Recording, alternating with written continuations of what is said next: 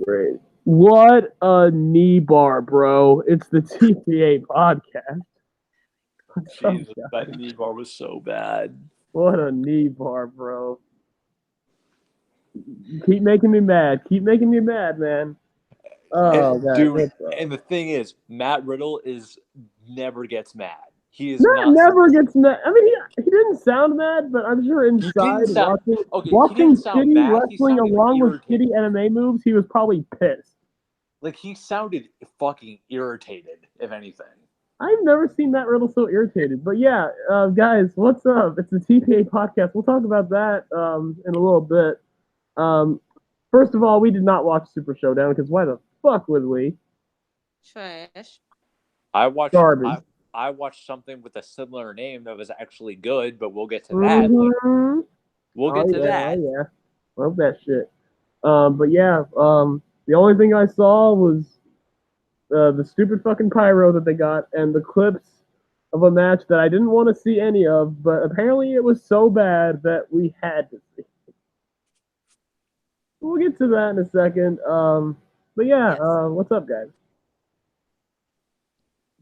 Amazing. Wrestling is simultaneously the best thing ever and simultaneously the worst thing ever. But It's a beautiful disaster. I think that's my new. Like, I know you say it's beautiful nonsense. I'm gonna say it's a beautiful disaster. Absolutely. It Absolutely. really is. But guys, what's up? Let me see who's in chat real quick before we talk about anything. I didn't even talk about. What do you guys want to talk about first? Takeover. Oh, Sure. fuck yeah! We gotta talk about Takeover. In my opinion, I'm gonna say it right now, the best Takeover of the year. Mm-hmm. Just gonna put it out there right now. And I can't believe I'm saying that about Takeover 25. But they fucking wow. Triple H fucking answered. Like, wow. Because Takeover New York I thought was overrated. It was a good show, borderline great, but everyone was overrating it. Phoenix was really good too.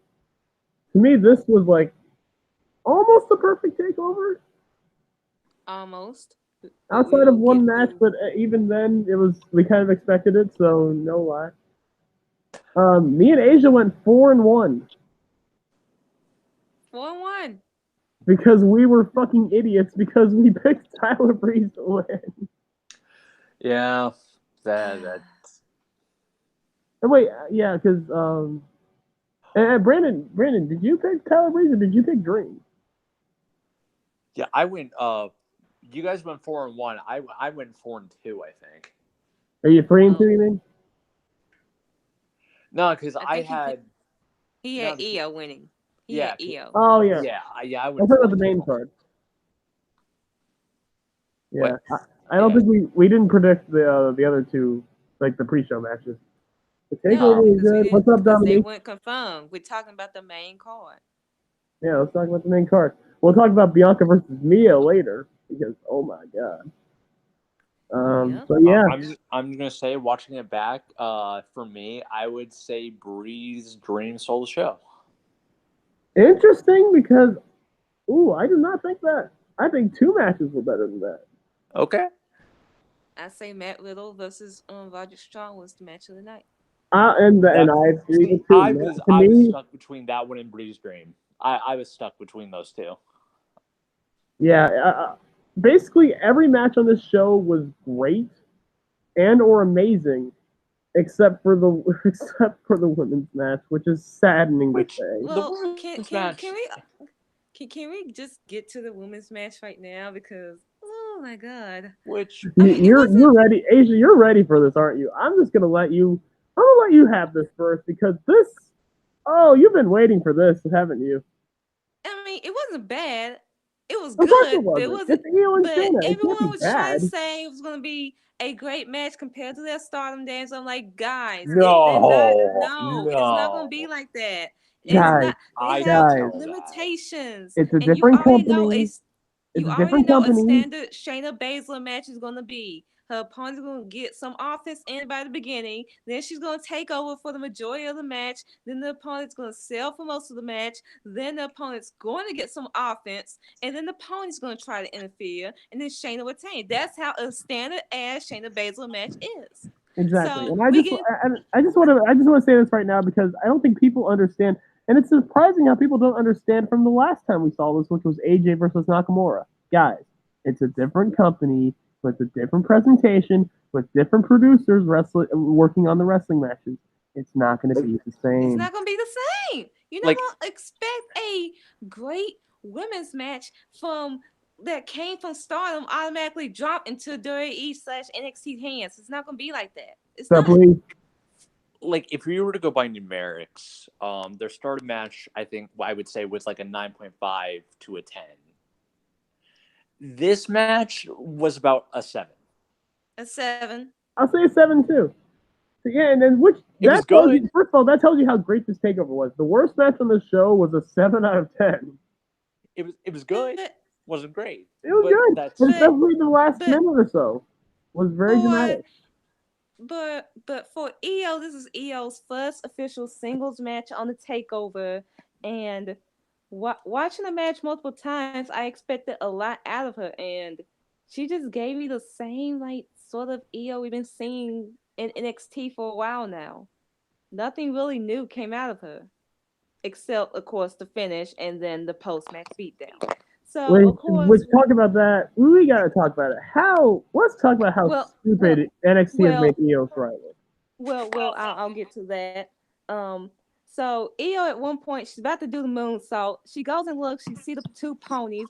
The ponies coming down, and before they can even make their way down to the ring, Candice LeRae is attacking both of them with a fucking kendo stick, like she's fucking Becky Lynch. At Elimination Chamber this year.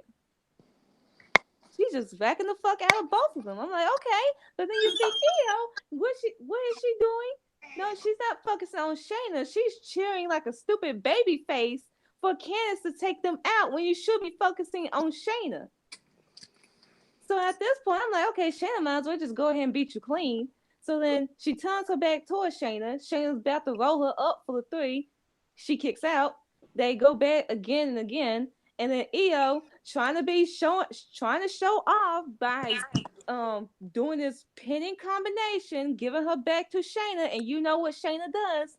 She locks in that submission, and she did, and she goes aggressive with it. She hooks Io's leg so that Io wouldn't use her leg to get to the bottom rope, and eventually, just before Io passes out, she taps out clean as a fucking whistle. Shayna retains, and now going to Toronto, she will be 10 months into her NXT title reign. She is over 200 plus days as champion, and everyone at this point is sick of her. And I'm like, why y'all sick of her now? Y'all should have been sick of her at New York. I'm like, y'all now fucking waking up to her. It took Io losing clean. It was something. I wasn't even mad at Shayna retain. I predicted that she was going to retain. I did too. I predicted it hard she was retaining. But no, Io's the savior of the NXT Women's Division. No, she's not. No, she's not. There is no savior of the NXT Women's Division. I was listening to a podcast like a couple of days ago, and they like hit it right on the head. Is that Io is the only thing they really propping up Io for is the moonsault. Because this match really didn't showcase Io in any way besides her moonsault. It didn't really. Like it made her look like an idiot. This whole feud made her look like a dumbass. It's like she's moving around, just hitting her moves. That's all it feels like. Like she's just moving fast, just hitting these moves. They've never given Io a proper story. Not even the WWE Performance Center YouTube channel, who have stories on literally everyone. I have not seen anything about Io Shirai. They have given her nothing. They've given her no reason for me to care. Not even no emotional investment in this match, really. Like I was more impressed by Shayna than Io in that match. I gotta read this from Dominique. This is a very interesting comment. Io Shirai is going to be the Drew McIntyre of the women's division once she wins at Toronto. Oh. Nah. Oh, no, I can see it because she might just have like a short reign that might last like 2 months. I'm predicting whoever beats Shayna at Toronto is going to have a short reign because they're going to lose it straight to Bianca Belair. That's how I see it. Go to Kai. Whoever beats to me, Shayna it's at either, Toronto is not having a long reign with that belt. to me, it's either at this point. There's only two options left. For a babyface to beat Shayna, it's either Candice or Dakota. And then not only that, like I was listening to John and Ashton's podcast to get their thoughts on this match, and they were like, "Io got screwed." I'm like, "How the fuck did she get screwed?" She Shout out to my homie stood John. there like a dumbass watching Candice attack the other two when she should have been focusing on Shayna, and then she tried to show off with that pin, giving her back to Shayna. How did she get screwed? And she tapped clean. The ponies did not interfere in that match. It wasn't like how Kyrie got screwed at Evolution with the ponies did interfere, or when Bianca got screwed at fucking Phoenix. How did she get screwed? No, she was an idiot, and then she acted like a sore loser attacking Shayna. If anything, I felt more bad for Shayna after that. Okay, I'm gonna do. Can I do a quick plug real quick? You're gonna love it. What? Guys, since we talked about John and Ashton, go subscribe to Twitwell, where you'll hear great commentary from John, Ashton's mom, and the other guy. Anyways, go on. And then people are like, "You deserve." I'm like, "How does Shayna deserve it in this instant?" I get it from she deserved it because she attacked Kyrie a couple of I get Io attacking Shayna for what happened to Kyrie. I get that. This I don't get because you lost fucking clean, bitch. You lost clean. You wanted to avenge Kyrie. You couldn't even do that. Damn. You let Kyrie down. And then, what did That's Brandon, why I hate her already. Brandon, If you let Carrie down at this point, I hate you. Brandon, you're the biggest Shayna fan. What did Shayna do in that match to warrant her to get that beat down? Nothing. Yes, What did she? She yes, would take please. clean. Yes, Clean. Lee. Mia versus Bianca for the title, please. She would take Literally. clean. Oh yeah, I forgot. That's the other option: Candice, Dakota, or Mia Yim. Those are the only three at this point that are left. Here's the thing: Mia Yim did have a match with Shayna, but that was on NXT TV. And that was in the beginning of her fucking run.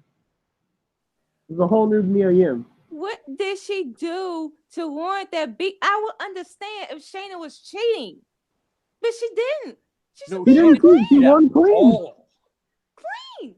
She just out wrestled her. Okay, I'm gonna talk about Io real quick. And Io, I love you. If you're listening to this, why are you listening to this? You have better things you could be doing. Yeah. First really? Two, she does. You've wrestled her before. How would you not know not to give up your back? She just gave her back to her. Her main because she wanted to show off with that pin. Her main finishing move is a rear naked choke. You go for that from the back. Why would you do that, Io? Because she was trying to show off because she's a quote-unquote genius of the sky, whatever that fucking means. Shayna said it best. She may be, or no, Nigel said it best. Io may be the genius of the sky, but Shayna is the genius of this women's division. He ain't wrong. He wasn't wrong. Shayna has beaten everyone. So in this instant, I was like, I'm on Shayna's side here because Io, you lost clean, you're a fucking pussy, and you can't handle it.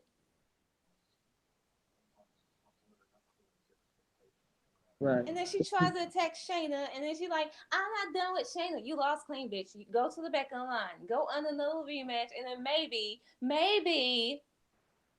you could defeat Shayna. Because the only way you're going to defeat Shayna at this point is what? Throwing some kendo sticks and some chairs and moonsault with the chair?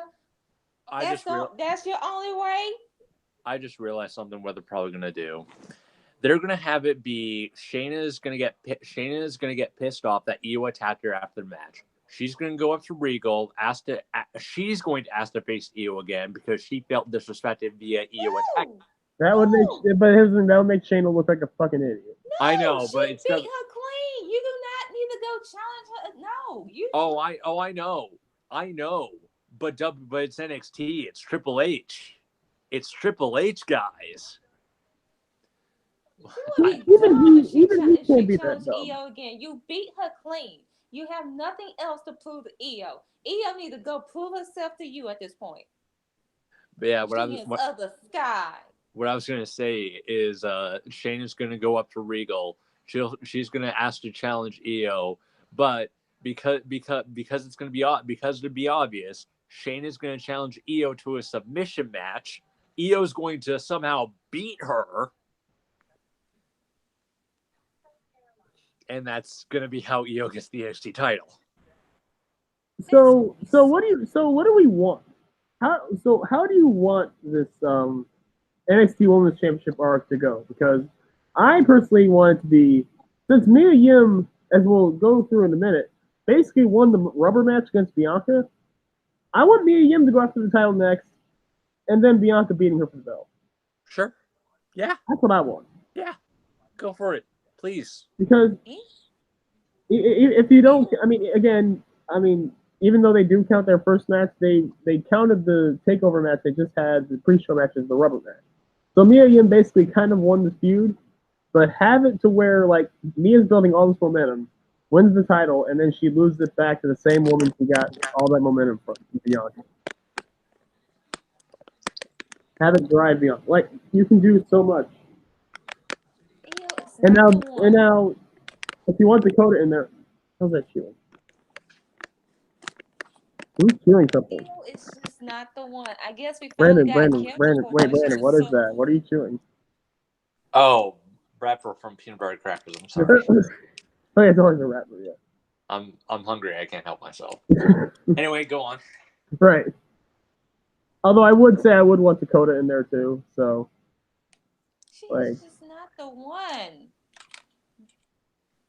Like, it's crazy because like there's so many interesting ways they can go with this NXT Women's division, but it's just like we're waiting for it. We're waiting for it. Number one, you gotta get Shayna out of here. Number Exactly. two, get Io fucking character other besides being a sore fucking loser. Number three, continue Bianca versus Mia. Number four, actually have the NXT Women's division prosper. Shayna is so ready. Which, real talk, I love Shayna, but having her retain was the wrong move. You know what? After watching her PC videos, I kind of grown to love Shayna again too. Like, she seems like awesome. Nah. I mean, that's not, I love it. Like, you don't have to. Get her the fuck out of here. You had the missed opportunity not doing Becky versus Shayna going to SummerSlam. Then Dominique, that's what I'm afraid is going to happen. They're going to have Shayna vacate the title. And if that happens, then the women's division is done. All these NXT call-ups once they get to the main roster. Shayna probably not even going to be on TV after like 2 or 3 weeks getting caught up. Ridiculous. But we have a whole other, we have a whole other card to get to though, and I've debated on whether the first match or the main event were matches of the night. I would have said the latter match would be, but we'll get to why it isn't later. But let's get to Matt Riddle versus Roderick Strong. Holy fuck, what a match! Oh my god! What? Taker.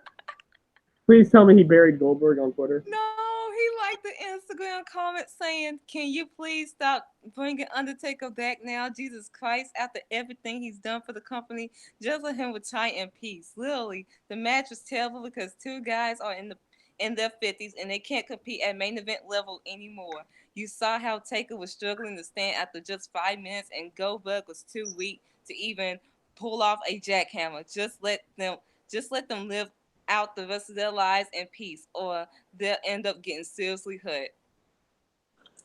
Do you think either Taker has had like a coming to Jesus meeting where he's like, maybe I shouldn't be wrestling anymore? Or has Vince been forcing him so much to keep coming back? I mean, if you accept the money, you accept the money. Yeah, that's on you. That's on you. That's on you, Sam. I mean, here's the thing: does he really even need the money? Because I remember I read a thing where it's like top 10 highest paid wrestlers. Undertaker was in the top 3. And Undertaker also, he doesn't seem like a guy that would like spend vigor stupidly. No, the guy. I mean, maybe on motorbikes, but that's it. He probably has like 20 motorcycles. Or I could see him starting a motorcycle collection. But yeah, the guy probably has billions of dollars saved up. I cannot wait till we get to the Taker call. But yeah, Matt Riddle. Let's review an actual wrestling match between two great wrestlers. One of them being Matt Riddle, who's better than Goldberg, by the way. Matt Riddle versus Roderick Strong. Holy fuck! I knew it'd be a good match. I knew it'd be a really good match. But this was one of the best NXT matches of the year. And Holy guys, this shit. is match 1. Matt Riddle. Yeah, Matt Riddle's my favorite male wrestler. I think that night and his stuff on Twitter as of late, it has confirmed it. Alistair's number 2, Matt Riddle's number 1 for me right now. And then 3 would be either Dream, Cole, or maybe or Keith Lee. Actually, Keith Lee. Yeah, it's Riddle, Alistair, and Keith Lee. But dude, this match was fucking amazing. It's everything you would want and expect from a match between these two. It went just long enough. It didn't go too long to where it got ridiculous. Pete Dunne versus Walter. It was great. Everything about it. Matt Riddle won with a goddamn cradle tombstone. That's beautiful. Amazing way to open up the show. Oh, we have to get to Matt Riddle too. Oh, we'll get to him later. We'll get to that in a minute. But Matt has no chill right now. None. We'll get to that. That's another reason why he's my favorite. I fucking love him. And I've also met him before. He's fucking awesome. Match 2. The goddamn fatal 4-way ladder match. Amazing. Four. Up to a certain point when a certain someone comes out, this match is great. You mean my least favorite wrestler that's not Lars Sullivan? Right. You know, I like. Andrew, you see now why I bury this guy all the time? Cliff always went on this guy. I didn't quite get it until this match. Because you didn't watch TNA around that time. You were smart. No. I did watch TNA, and I saw Gunner, and I was like, okay, he's okay. Like, he's nothing special.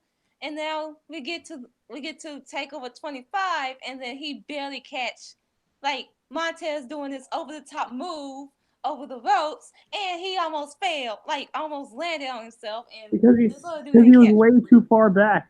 Like, he was not in position. And here's the thing. This isn't like the Becky Lynch thing with Billie Kay, where Becky's not athletic. Montez Ford is a fucking freaky athlete. And even he couldn't get as far as Jackson Riker was. He was damn near at the ramp. This fucking idiot. Step up! Montez almost fucking died from that spot. All he had to do was take, 3 steps forward? 2! Maybe 2? Like, shit. The match was amazing, first of all. Kyle O'Reilly fucking died. Dude, his back. He was the Finn Balor of this match. Like, damn. Dude, his back was legit bleeding. Like, it wasn't like a bloody mess or anything, but he had a welt. You could see. He had welts. It wasn't pretty. Fucking everyone performed well. Even the Forgotten Sons. I have no problem with the other two. Right. They were good. But of course this was the match where we knew who should have won, and they did. Fucking yes. Even though they should have beaten the goddamn War Raiders. Your new NXT Tag Team Champions. I'm still gonna have a problem with the Viking Raiders vacating the titles on a fucking dumbass DQ like it's a WCW again. I'm still gonna have a problem with that. But regardless of that, and then they barely show up on Raw. That's fucking funny. The Street Profits win, and Montez, he practically pulled a Bailey. Yeah, he as the Forgotten Sons, or as one of the Forgotten Sons was climbing the ladder to get the belt. Montez actually he was even better than Bailey because he did a springboard onto the ladder, then stared him down, said, "Bitch, we fought," and then punched him, knocked him over, and then grabbed both titles and did a goddamn primal scream. It was amazing. This match was great. Angelo Dawkins has gotten so much better. It's ridiculous. Which I love them as a tag team. Like, truly, I do. But Montez Ford. Get him as a singles guy. Is a fraud. is a star. I'm not even gonna lie. I might be bold in saying this, but I feel like he will be the Ricochet, but with a character, and he's Ooh. gonna Yeah. shine more than Yeah. Ricochet. Yeah. Ooh. Which, speaking of, we need that match in our lives, but that's a different conversation for a different time. He has charisma. He's great in the ring. He has a character. All that. Lorcan and Birch did good too. Undisputed Era. The only performance that wasn't good was Jackson fucking Riker, which was like 5 minutes. They spent too much time on that. It was too long. I'm what did he even do? He just like everyone did all the work for him. He just like threw people around, sort of. Not even that well. Like it just like, this would have been my match of the night. This would have been my match of the night, but he just completely like just put a wedge into that match. It was garbage. But the match itself was great. Amazing ladder match. The right team won. I marked out. We all marked out. The fans all had solo cups. It was beautiful. It was a beautiful moment. And now we get to the dream match. Literally and figuratively. Tyler Breeze versus Velveteen Dream for the North American title. Okay. A couple things about Tyler Breeze, real quick. I love his attire. I really dig the fact like he was wearing just like black tights with like no furry boots or anything. No, he was wearing like black wrestling tights. I don't love his hair. I'm actually okay with the hair, but you know I like the hair. That's just where I'm at. Two, but he's pretty. I love the story of Breeze playing the veteran. I love it, dude. Like he was they were doing the classic up and comer versus veteran story, and it worked so well. Asia put it in a great way.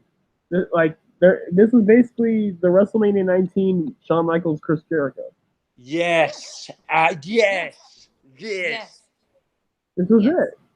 Tyler Breeze was the veteran, and it was like Shawn because he just came back, and then you have this new brash guy who's very a resemblance of him. Very similar. Very similar. All that respect. It was great. Great match. I loved it. I expected to steal the show. I don't think it did. I mean, Brandon did, but that's not me saying the match was bad or anything. It was a really, really good match. It was a little sloppy at times. There were some spots where I know Dream bumped way too early for a punch, where Tyler just missed it, and it looked really bad. There were a couple of spots like that as well. But overall, the story being told was really good. And Velveteen won. Velveteen won. Yeah. You know, the obvious picks, that we didn't pick because we're idiots. Because we thought, it's Tyler's first time in NXT back. Like, hey, they're going to make it a big deal. They're going to have they still sort of protected Tyler in a way with the finish with Tyler. He didn't want the match to end on no count out, so he argued with the ref. Throw him in the ring. Well, I mean, what about Dream? Because it's still try to fall off and try not getting back in the ring. He still he could have attained via count out, championship advantage. Right. But yeah, so, Tyler playing the veteran. He had a couple different counters to Dream's move. He had a couple counters to the DVD. I mean, it was great. Yeah, a lot of innovation in this match. And then Dream, he grabs the Tyler, tries to hit Tyler Breeze, but Tyler gets out his hands. Breeze tries to no, I'm not using the title. But then Dream he grabs Tyler, does a Death Valley driver, hits the elbow, 1, 2, 3, he retains, and he's kissing the camera as he retains. Beautiful. And the post match was just as good as the match itself because my only thing with the post match, Tyler Breeze is giving respect to Dream. I do love that it's passing of the torch, but didn't you just get screwed because didn't Dream just try to cheat? And yet you're oh yeah, listen. So That's my only thing. right, but the post match I think was still great. So basically, what happens there is Dream tries to walk out of the ring, tries to walk past Tyler because he won. Tyler puts his arm out, stops him, kind of pushes him back a little bit. You think, oh, here we go. They're going to start brawling. No, Tyler, being the ever loving sport that he is, puts his arm around Dream, pulls him in a little close, and they take a selfie together. It was beautiful. And they put it on the screen. Oh no, there is one amazing spot in this match I have to talk about. Velveteen Dream had Tyler Breeze on the announce table, and he goes and grabs Tyler's phone, and he just goes up to him, takes a selfie, and he's like, say cheese, say cheese. Just fucking amazing. And they showed it on the Titantron. Like Velveteen, he's the best thing in NXT. Still the best thing in NXT. I mean, him, Bianca versus Mia, and of course Keith Lee. And Matt Riddle. NXT is really good, by the way. If it wasn't for their women's division, NXT would be perfect. Speaking of which, we already talked about the women's match, so we won't get to it. So let's get to the main event. And this one, Asia watched. Yes. I'm so proud. Adam Cole versus Johnny Gargano. 2. I have a question. What level of Super Saiyan was Johnny in this time? Oh, he was at a 12. All I'm gonna say is if Roman Reigns got the amount of kickouts and the amount of finishes to withhold, he'll be getting a lot of heat because these fans were praising Johnny Gargano being able to do all this, and I'm like, now if this was Roman Reigns, y'all be hating the. See, there's OP, and then there's Kushida and New Japan OP. And then there's Johnny Gargano. And I think Gargano even exceeded that. Like, I'm just like, he's not gonna be able to do this shit on the main roster. Let's be real. And the only thing that made this a little bit better than the first match is at least he finally ate the pin and actually didn't kick out of something. Whereas in the first match, he kicked out of everything. Everything. No, I'm not kidding. Literally every move Adam Cole has ever done, he kicked out of. I mean, if you kick out of the Panama Sunrise, the Canadian Destroyer, aka a pile driver with a flip attached to the end of it, because why the stupid fuck not? Like, which he kind of did in this match too.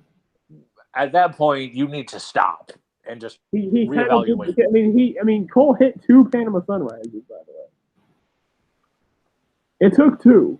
Now, I am gonna bring up this question because, of course, Dave Meltzer had to say it. He basically said Johnny Gargano, like, I forgot the. It is basically like no one compares to the run he's having, not even Shawn in his prime. And that made me think, from 2016 till now, is there anyone close that had the run that Gargano has had? Oh, hell no. Oh, definitely not. No. He's one of the best, if not the best wrestler in the world. Qualities, having great match after great match. I don't think I can recall a bad match from him so far. He's one of the best. He's one of the best ever. One of the best in the world. From tag teams, from takeovers, everything. Now, the true test is he going to be able to have a great match on the main roster and on limited style? That's the true test for him. And now let me bring back up the Shawn Michaels comparison. Comparing him to Shawn Michaels is kind of a moot point when his matches are in NXT. NXT's matches are produced by guess who? By Shawn Michaels. So, I mean, Shawn loves him. You can already find. Oh, he fucking loves him. He sees himself in Gargano. He said it. Well, okay. If that being the case, when is Johnny going to have his WrestleMania 25? If he hasn't already when is he going to lose his smile? Oh, Jesus. Did he lose his smile when he ran over Alistair? Yeah, a little bit. A little bit. He lost his sanity. So, this match with Adam Cole, would you say it's his Michaels taker at 25, or do you still? I would Pretty- say I would say it's his Michael Taker 26 if the first match wasn't so goddamn ridiculous. Because this match Okay. was phenomenal. This match Oh. was goddamn phenomenal. And Okay. Adam Cole. And first of all, can I just talk about Adam Cole? Or actually, would you want to talk? Want to finish talking about Gargano, and then we can talk about Adam Cole. You don't. I mean, We hey, already you don't. talked about Gargano, so let's talk about Adam Cole. First Besides, of all- you don't need an excuse to talk about Adam Cole. Just talk about Adam Cole. That's the only rule. I mean, we'll talk about him for a while because before even we get to Adam Cole, we gotta talk about another man named Josiah Williams. If you guys don't know, Josiah Williams is known as WrestleFlow. He makes these rap videos for WWE wrestlers. He's been dreaming of being in NXT for the longest time. His first video, as a matter of fact, his first theme song remix was of the Undisputed Era theme song. This was a long time coming. We saw about a month and a half ago that he was signed to NXT. He was at the Performance Center, and we're like, oh man, what is he gonna do? Is he gonna do a live performance? Is he gonna like work on theme songs? You're Like, about to say, is he he's a gonna try to be a producer, right? wrestler? He's a producer, right, Josiah? What's up? He's a producer, right? Josiah Williams? I think so. Yeah. Okay. But yeah, Yeah. All right. his dream came true tonight or on that night. Now, I will say there was an interview where he said, if you had to play one person to the ring, who would it be? He said Ricochet. It has to be Ricochet. But they called Ricochet up, so he couldn't do that. But the next best thing I had to think would be Adam Cole, because that was his favorite wrestler. That was his favorite faction. And on TakeOver, he got to do the entrance. He spit fucking fire. I loved it. Whoever hated it can go fuck yourself. You will never have nearly as much talent in your entire life than Josiah Williams has in his goddamn pinky. The only thing though, I wish Josiah would have waited until Adam actually got in the ring and did the thing to do the Adam Cole baby, but that's No, you can't. No, you can't do the Adam Cole baby with him. Only Adam Cole does Adam Cole baby. right. Plus, it would have been too early, but yeah. Yeah, it was really good. It was really good. It was amazing. Well, yeah, Adam Cole versus Johnny Gargano. All the spots, all the storytelling, all the super kicks. First of all, there were some subtle shots at AEW, by the way, on the show. Of course, there were. There So had to be. let's start with the Matt Riddle versus Roderick Strong match. Matt Riddle hits a ripcord knee, and immediately, I think it was either Nigel or Marlo just shouts, V-Trigger! V-Trigger! No, they straight up say No. V-Trigger. Even before the show even Yes. starts, Nigel McGuinness said like this is the only like alternative to the golden. We're gonna show you why NXT is the only true alternative to WWE. Jesus. Yes. That's what he said. And And Dude, then, they were sick of it. And then we get to was there anything else before the main event where they took shots? No. It was mostly the main event. Yeah, the main event. I haven't counted yet, but I guarantee you there were probably about 25 super kicks in this match. There were so many super kicks. I mean, was there was unreal. like double super kick from the outside. There was a super kick. It was a so super much. kick party. So yeah, basically confirmed what we already knew is that Adam Cole does not skip leg day. I mean, never.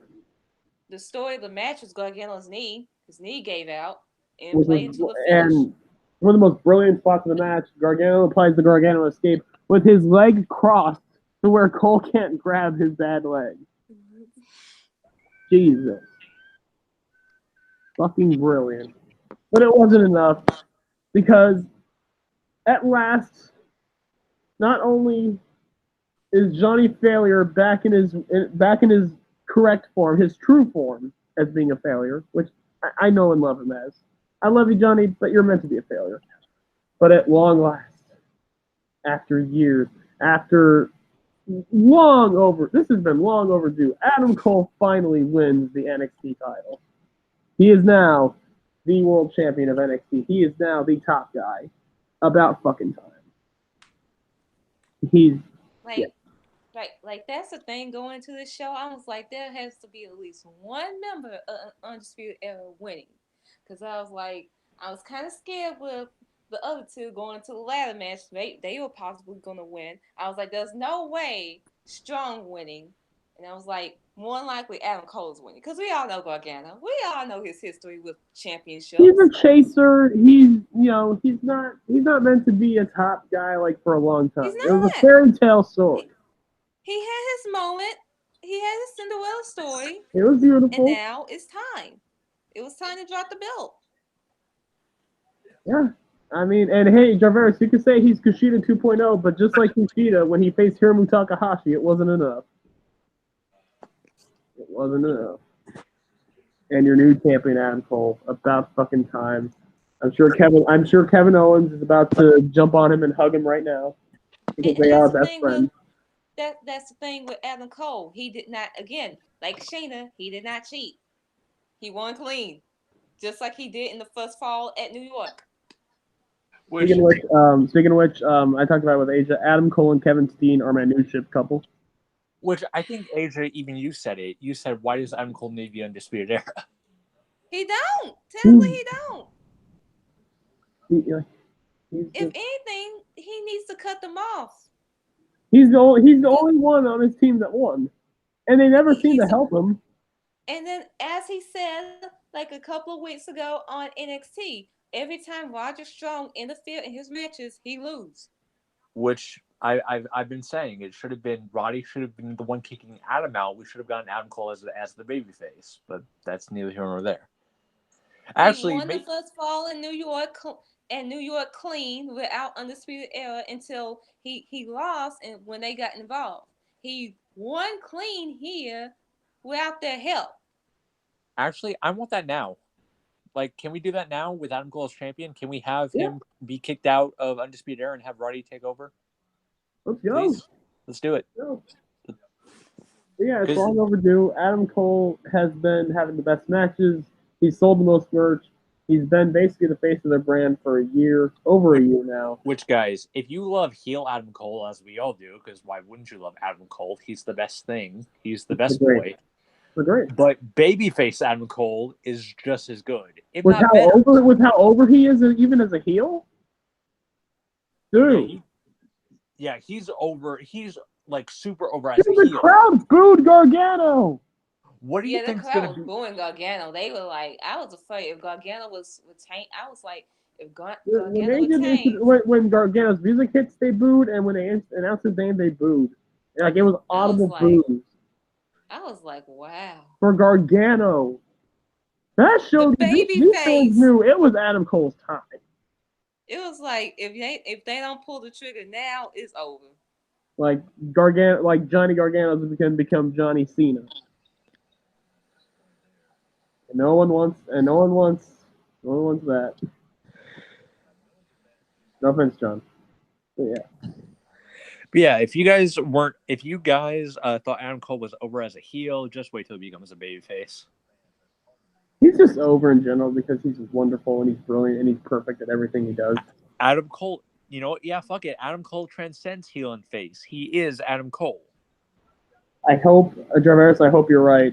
Shane Strickland beats Dream for the North American title. Keith Lee becomes NXT champion by beating Adam Cole. Because also, if you've seen on the live shows, Jarvarus, Keith Lee and Adam Cole have been wrestling for the NXT title.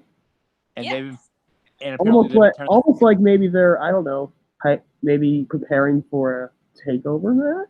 They do that shit all the time. They will have guys wrestle on house shows to test the waters. They did it with Io and Shayna. They did it with Shayna and Bianca. They do that shit. Which Keith Lee being able to do a backflip is insane. Keith Lee is freakish and amazing and perfect. And he's so over. Even when he barely gets TV time on TakeOver, he was one of the most over acts on the show, and he wasn't even on the main card. Which let me just say to all the people that are confused, yes, kids, when it comes to doing the Canadian Destroyer, the person giving the move is not flipping them over. The person receiving the move does the backflip. In case you're an idiot. But carry on. Yeah. Yeah. Wow. Fucking wow. What a fucking match! What a show! An amazing fucking show. Which And yes, it beat AEW Double or Nothing. I'll say it. I said it when Double or Nothing happened. It was a low budget takeover. Good matches. Most of them had no storytelling going out of it. The only thing AEW that Double or Nothing show had that outpassed takeover was their women's matches. More than one women's match in that show, and they were great. And you could They were argue better that than Io and Shayna. both matches were better than Io Shayna. Someone's like, again, I listened to this podcast and they said those Joshi wrestlers on that Double or Nothing show put Io, like, basically put her to shame. Because you go, like just, again, I don't know. I just wasn't feeling any, like, form of intensity from Io from that match. Which, speaking of NXT and TakeOver, I actually want to have a discussion with you guys later on in the podcast about something that's been kind of not bugging me, but just something I kind of thought of. And this will relate back to Pro Wrestling Even Showdown, but we'll get to that when we get to that a little bit later on in the podcast. Okay. Because I want to save this I want to save this.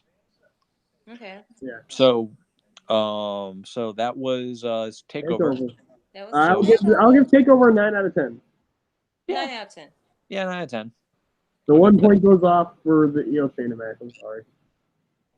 And for Jackson Riker. I expected Io Shayna to be like the best women's match. No.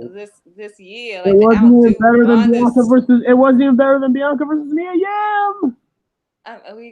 To outdo Ronda versus Sasha, but even then they couldn't even do it. I was like, damn. And everyone was like, hey, they can't all be diamonds.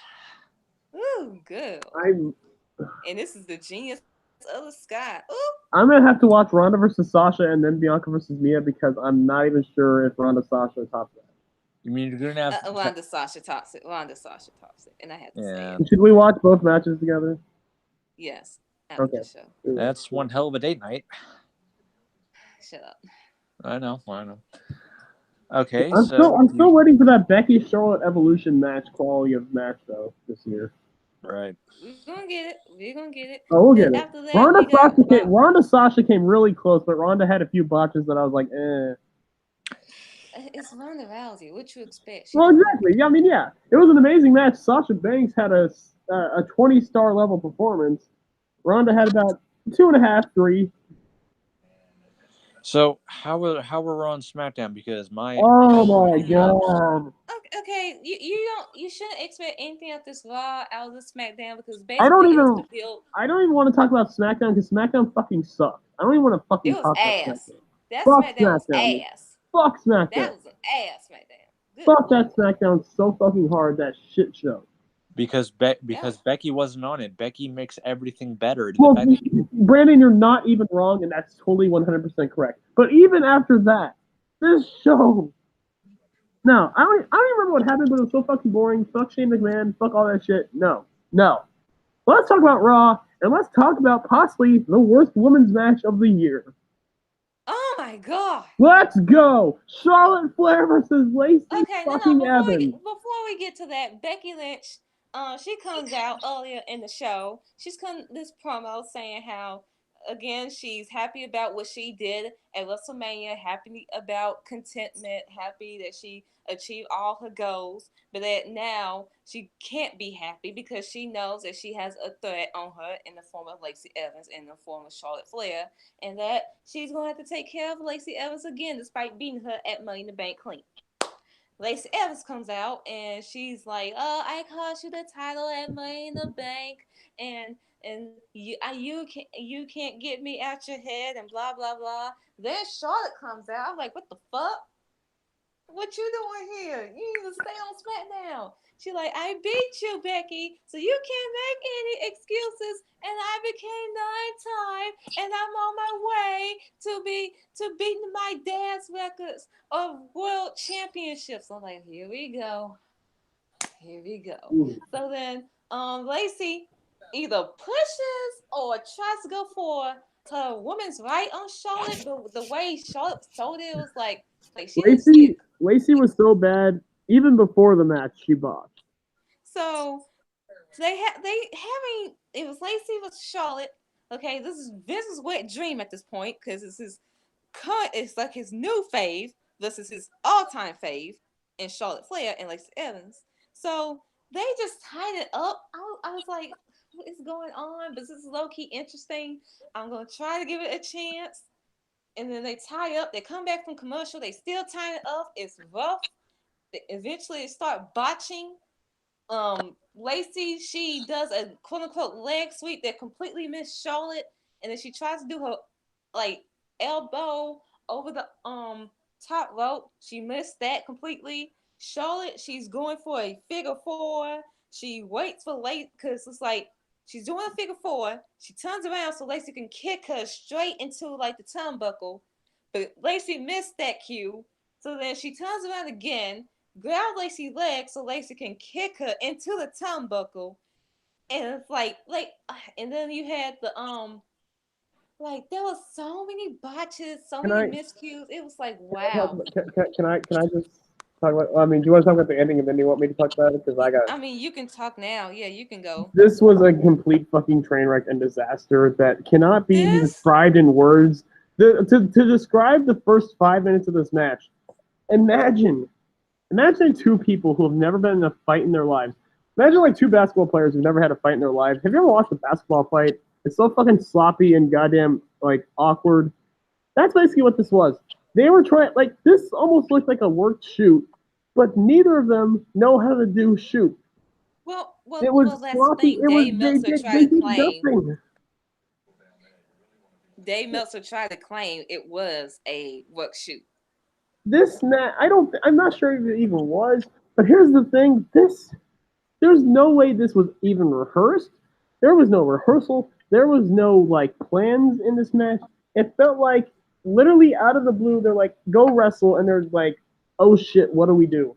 Let's just tie up and do things." And everything they did was so awkward, so bad. Does anyone want to agree that this is the worst women's match this year? Not only is this the worst women's match of this year, but this is Charlotte Flair's worst match of her career. Like, because everyone tried to drag Becky. I'm sorry, I have to because barely anyone on everyone was dragging the match, but not everyone had that same outrage like they did for Becky Lynch in her match against Alicia Fox, in which Alicia Fox was rusted the fuck out. This is her first match coming back, and everyone dragged Becky for that match. Because people love Becky Lynch, and they knew Becky had nothing to do with this. And yes, Lacey Evans to me was the worst part of this match, but Charlotte could have done more. Charlotte was gassed out by the end. Charlotte's gassed. Like, guys, I'm not kidding. Unless we count maybe her early NXT days before she won the title, this is the worst match of Charlotte's entire career. It is. Ever. This is her worst match. It is, and we saw her her early. And we've seen bad. We saw her early 2018 run, and those matches were bad. But this one was like bad. We've seen bad matches out of Charlotte. We've seen her against Alexa Bliss's Survivor Series. We've seen her against Sonya. Logan. The one against Sonya. Tamina. So my God. This was an abomination. There was nothing good about this match.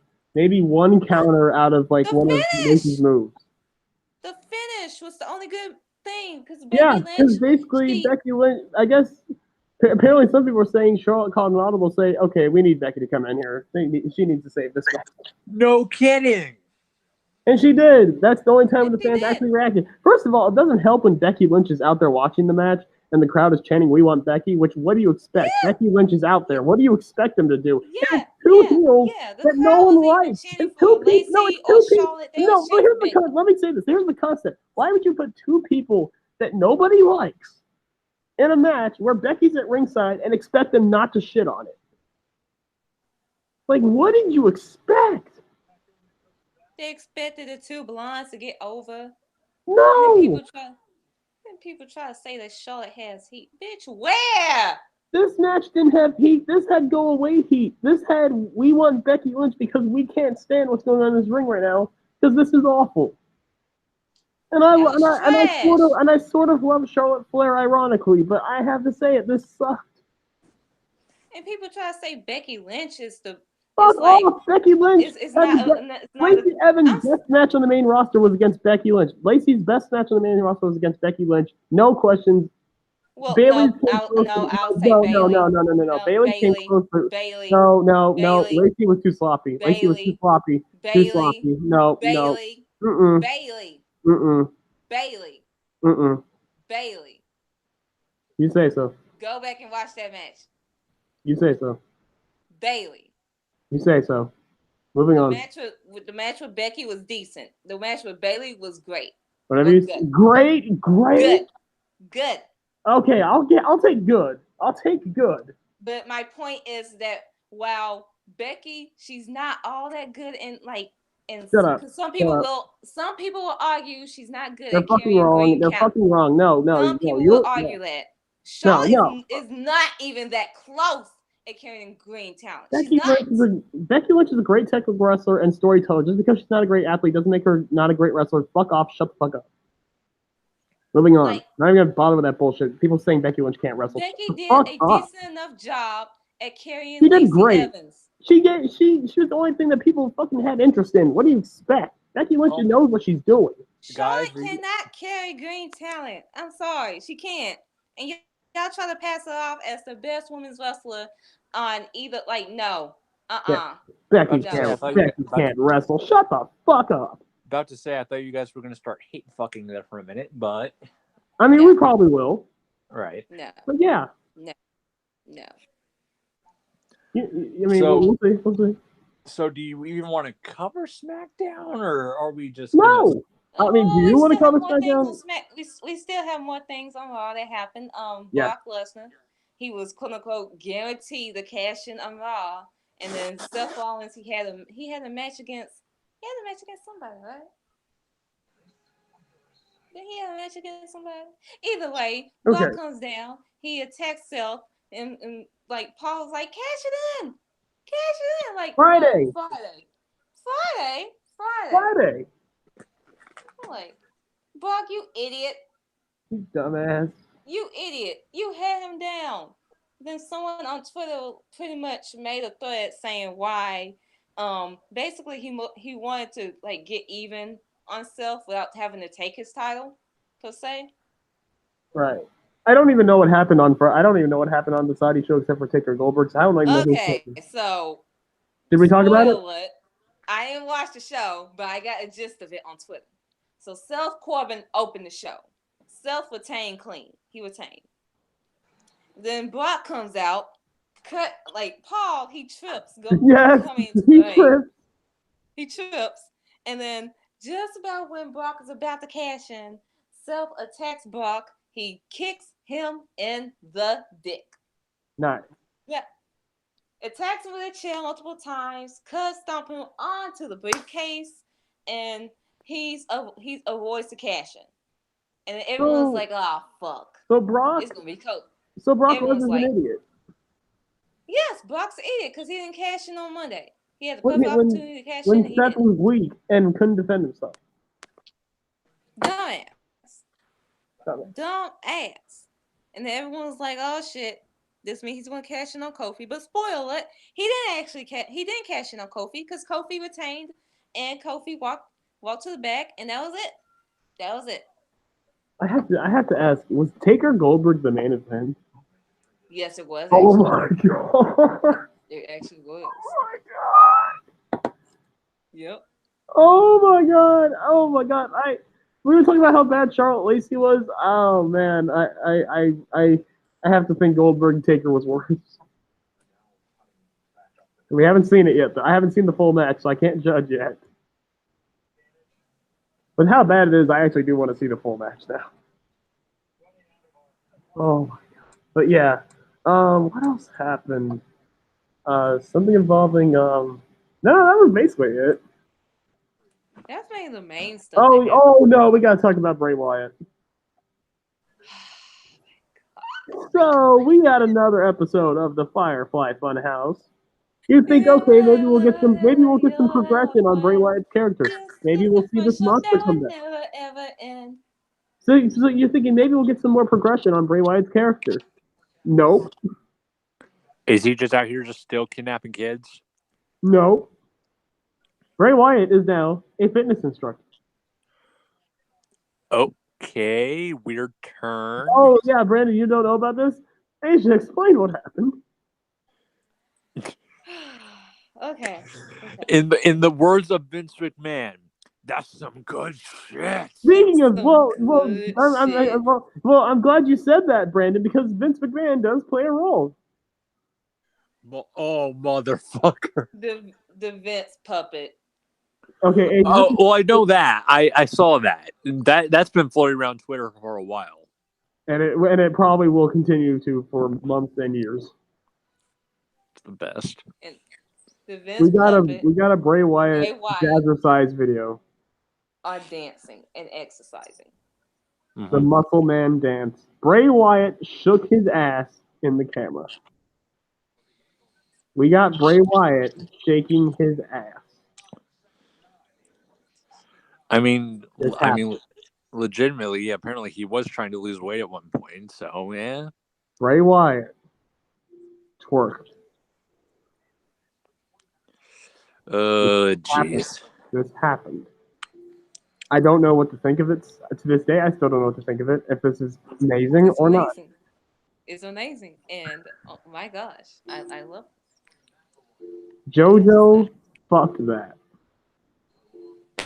JoJo made babies with that. Hey.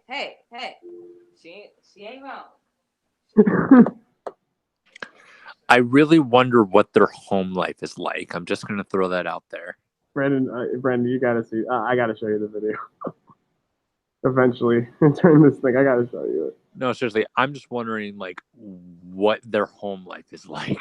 Let me in. So we'll get to that.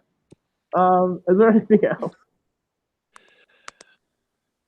I think that was basically it. Basically, yeah. You want to talk about the Becky Lynch, Kathy Kelly interview? Oh, yeah. Oh, but before that, we also got to talk about WWE getting burned by Becky Lynch because they the tried to, WWE really wanted Kathy Kelly to talk about Becky and Seth's relationship because we have to make it more public. because we must know the inner workings of their relationship, like it's Total Divas. Because their personal lives, they owe us their personal lives. No, we don't. Seth makes Becky sandwiches. That's it. Literally. I bought your house.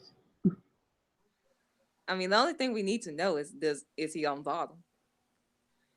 All we know is that Seth is getting pegged. Okay, that's all we need to know.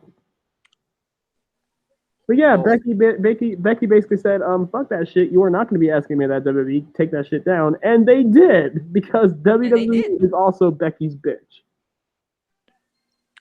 Again, it's okay. Real talk. It's their lives. Yes. They can do whatever they can do what they want. Yes. It is not for you to exploit. Thank you. Exactly. They have their own careers. They're both successful. Becky a little bit more so. Let them do that. Although I will admit, Becky showing concern for Seth, you do love to see it, but that's. I mean, but don't fucking stress on it like it's a big fucking deal. This is not TMZ.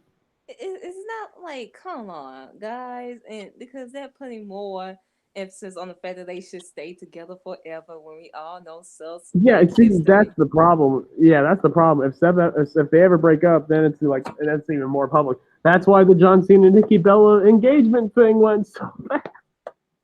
That went well. Did they not learn from that? No, probably not. No, absolutely not. I'm surprised in that cap. They revolved a WrestleMania match for John Cena around getting in real life engaged with Nikki Bella. Because WWE loves drama and juicy bits and everything else. They also love breaking up couples. You know, that's a whole other story. To be honest, I'm surprised they're not capitalizing on Charlotte and Andrade. I'm shocked they always posting every day. I'm shocked they aren't either. Charlotte and Andrade, it seems like they want to make it public. They want to. Every fucking day they posting something. Becky and Seth are more subtle with it, but WWE just outed them like, hey, they're a couple now. Which thing is, we knew this because Seth posted a. But like that's all they needed to do. And that's the only confirmation there really was. With Charlotte and Andrade, they confirmed it like every day. Every day, even after sex, they confirm it. Basically, I mean, we basically damn near saw goddamn pornography from those two. Like, we're one step towards that. Like, shit.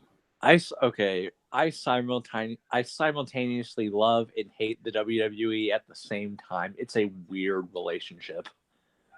Don't we all? Yeah. It's a weird relationship with WWE. It's always been a love-hate thing. Oh, speaking of which, there was one other thing on this show that we need to talk about. Okay. Peyton Royce versus Nikki Cross. The Iconics eat another L. Jesus. Are we really acting like this is new? It's nothing new, but people keep saying they should win. Moving on. So am I good? Yeah. Okay, so Super She-Down, part 1 and part 1 and part 2. It's a two-parter. 2 parties? What? 2 parts? Yeah. So basically, what it actually was, it wasn't necessarily new content. It was basically a recap show of like various matches that happened throughout Eve. And they used that as a vehicle to set up hype for Wrestle Kingdom.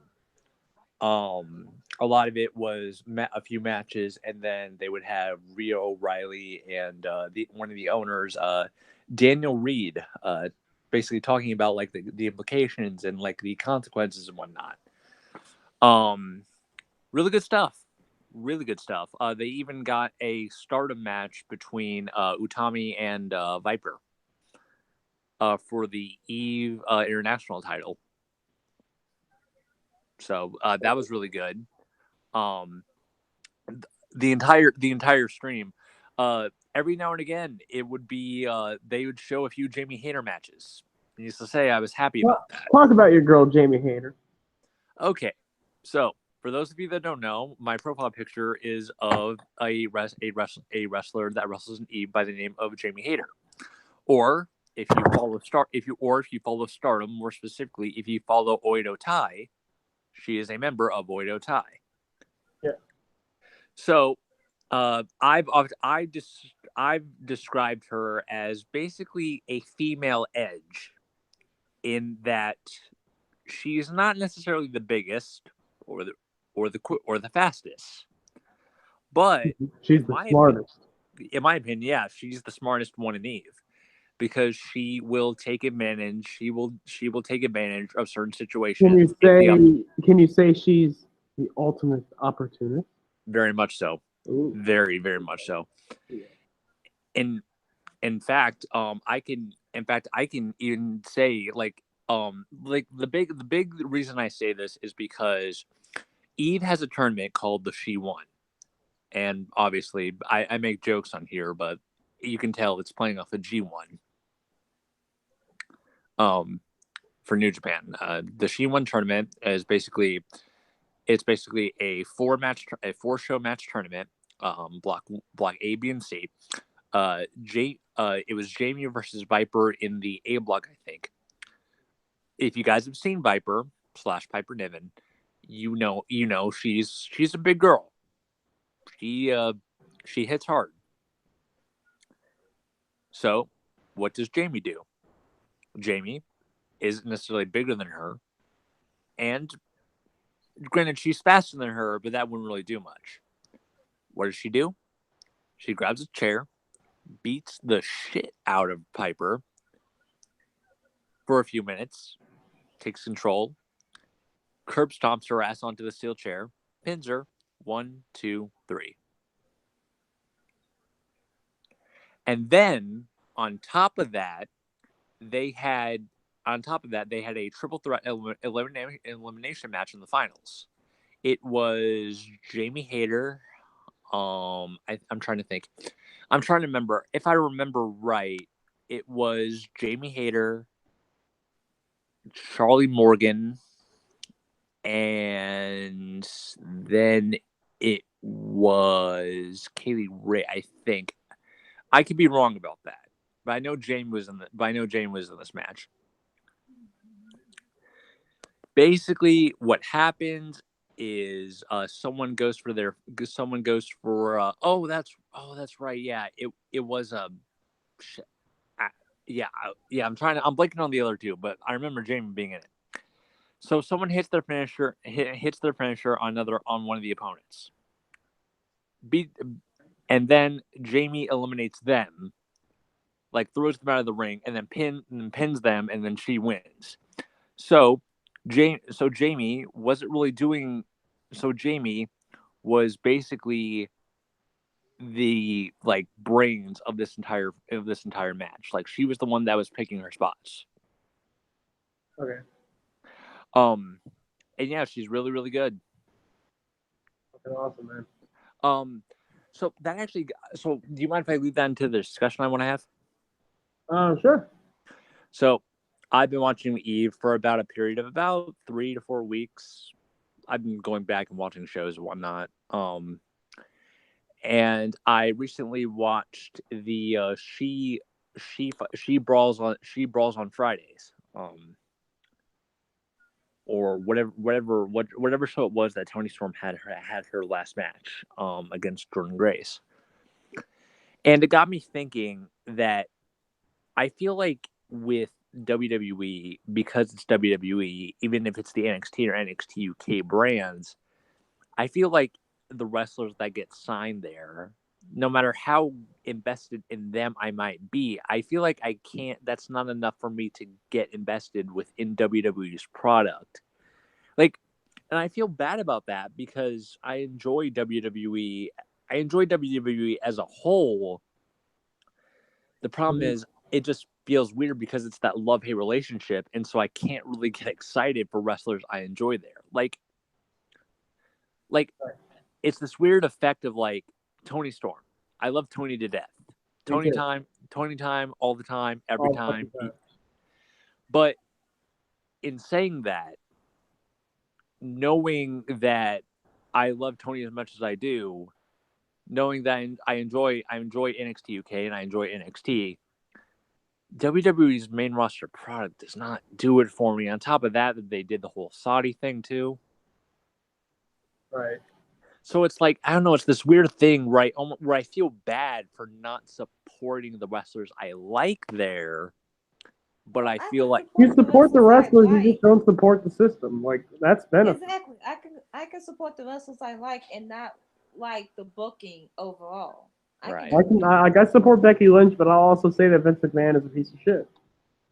I guess it's just me, and I felt weird, and so I figured I would talk to you guys about it. Yeah, right. Well, I understand the feeling where it's like you feel bad watching WWE because like you know how fucked up they can be and how fucked up they've been. It's like because it's a thing you grew up with. At the end of the day, it's like at the end of the day, like I want to support these wrestlers, like because they are the best at what they do. Because the WWE has the best roster in the world. Like as great as indie wrestling is, WWE still has the best roster of wrestlers by far. By far. It's one of those weird things where the wrestlers are so good. I just wish they were in a different environment. Oh, everyone. But I understand why they're in the environment because chances are they wanted to go there. I mean, first of all, money. Secondly, like the curiosity of going to the biggest promotion in the world. It's always there. Like it's always gonna be in the back of your mind. Like how many wrestlers have actually wanted that? Like I'm sure even though she explicitly didn't state it, I'm sure Toni has wanted this. Right. The Young Bucks are probably the only ones really when you think of it. They have done it that long without even like they did one tryout basically just to fuck with everyone, and then they were just like, yeah, no, we're not doing that shit. They're the only ones. And there's some others there as well, Angelico, Jack Evans, Chuck Taylor. Like you have the guys that have been like doing this for over 10 years that have been strictly independent. Mm-hmm. I mean, you had Sting for the longest time until 2014. Yeah. But that's kind of a different story. He was in another billionaire promotion, so you know. But yeah, like Pro Wrestling Eve is that kind of escape in this time because with the Super Showdown thing, with the blood money, with them not letting Natty and Alexa Bliss wrestle, and all that other shit. I'm supposed to feel bad for I don't feel Natty bad and for Hunter. them. I don't feel bad for them. It's just like the meaning behind it. Again, they're just No, not gonna let no, women no. wrestle. WWE tried to change Saudi Arabia's like they trying to make trying to like for PR. That's all that comes And for down to. PR, Like you're not gonna change. if they You're not weren't gonna getting all change this money, someone's they wouldn't be doing culture. this shit. They know this. You're not gonna change someone's culture, You're especially not with someone's with a regular ass sharpshooter and a shitty ass DDT. you're not You, like you culture is one really of those. think they're gonna chant "This is hope" to that match, Like, girl? like that's the thing. Like culture is one of those things. It's very difficult, almost Like the impossible. We people, might not like you that know, let me say this, culture. the people in Saudi Arabia are fine with it. It's the government that Yeah, doesn't want it. like We how do you change a governmental system Yeah, from the outside? like you're not like you're the WWE. You're a wrestling company. You're not fucking like. Come Granted, on. granted, you're the biggest wrestling You're the company, but biggest by far, but still, the Saudi government, they will kill you. They don't fuck around. Dude, I was kind of fearing for Natty and Alexa's safety. I ain't gonna lie, especially when you saw that picture where Alexa was not covered up head to toe. they're very strict about that. Yes, and as much as I don't like Alexa, I don't want her getting killed. then you Like, don't fly them over there exactly. Why would you do this? because they trying for PR. Exactly, because well, they're trying for PR because like that's the only way they can get out of basically having goddamn blood money. They're trying to make it sound as wholesome as possible, even though we know it's fucked up and horrible. Meanwhile, people felt bad for these two. I'm like, oh, they would be I fine. well, They got white privilege. One got Starbucks gimmick. The other one's gonna go home to the cat and Tyson, and they'll be fine. Fuck off. Feeling bad I for mean, they white would be women. fine if they got murdered, but I'm just saying. Calm down. Shit. It's Saudi Arabia. I'm just saying. Also, last thing I'll say about Jamie Hayter, because she is what she is to me, what Sasha is to Asia, and what Becky is to Cliff. Another thing that makes her really really good. Yeah. For me the first thing wasn't even her wrestling; it's her promos. Right. Oh yeah. I think I've seen one Jamie Hater from. Good God, her promo ability. Like, okay, the current the Pro Wrestling Eve champion before Kaylee Ray was Nina Samuels. Nina Samuels is arguably the most hated was the most hate is the most hated heel in Pro Wrestling Eve. Right. So she was the Pro Wrestling Eve champion for a bit. Jamie Hayter was also a heel, and this was after she won the She Won.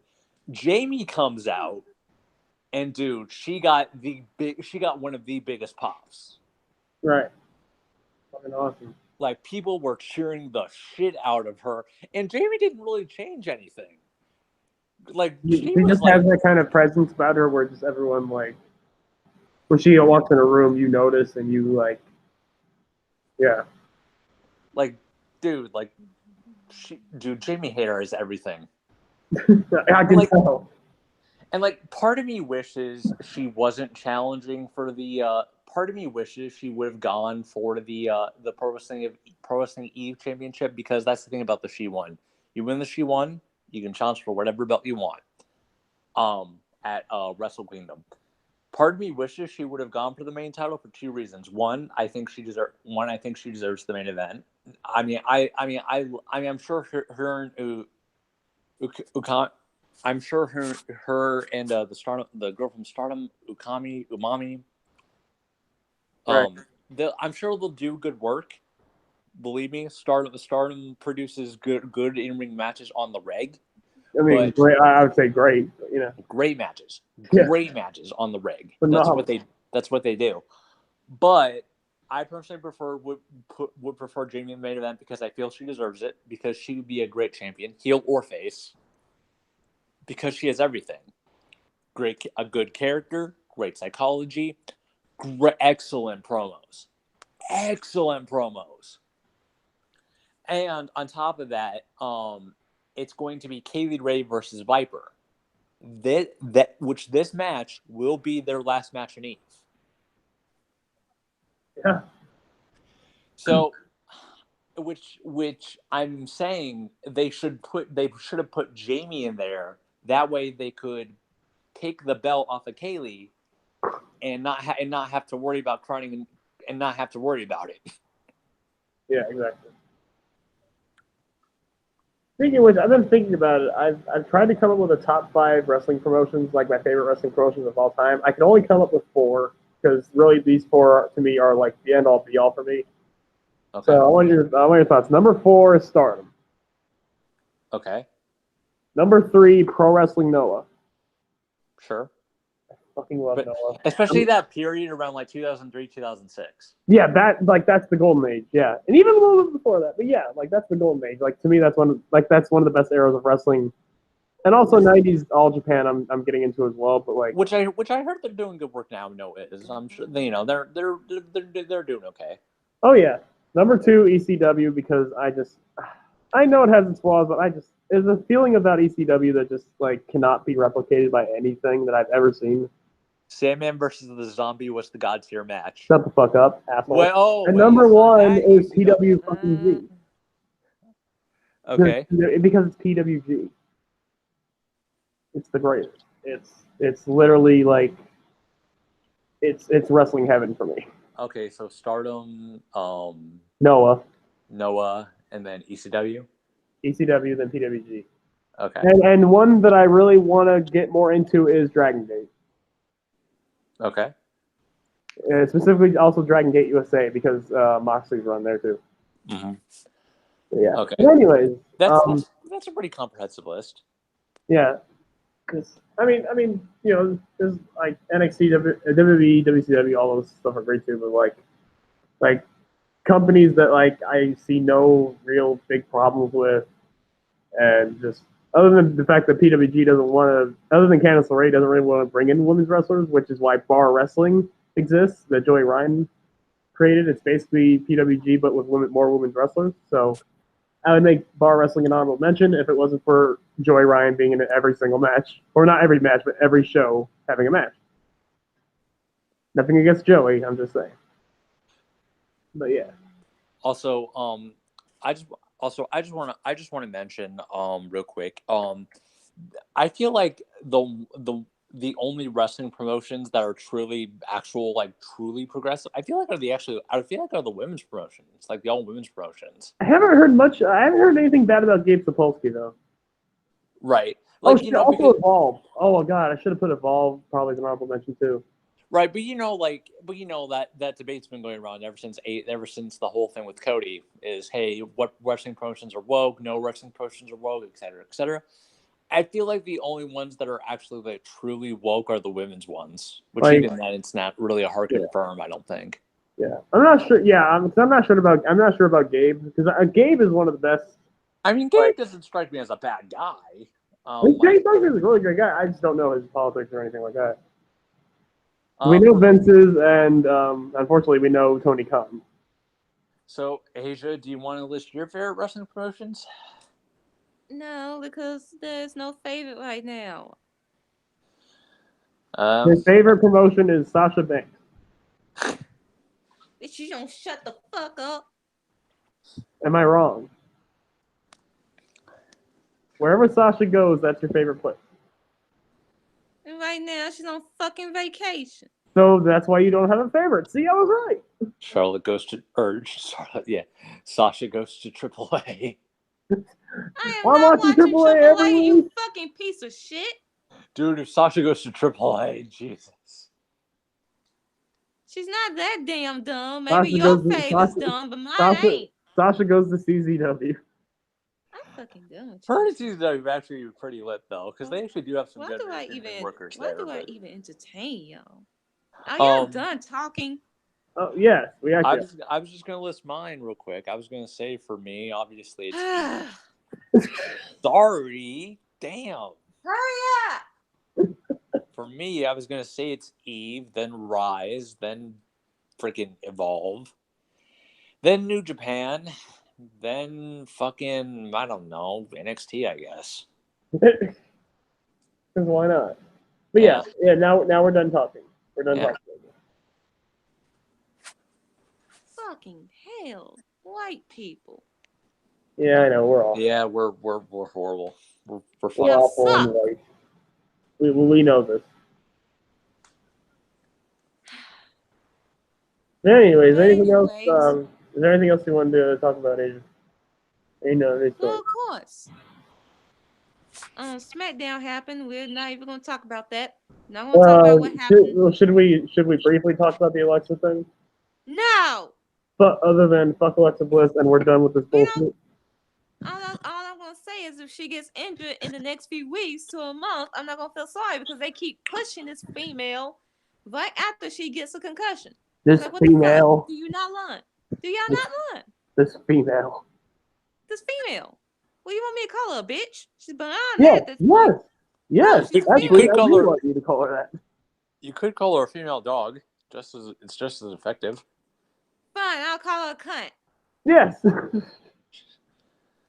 Cunt it is. You keep pushing her, and then you wonder why she gets injured the next fucking time.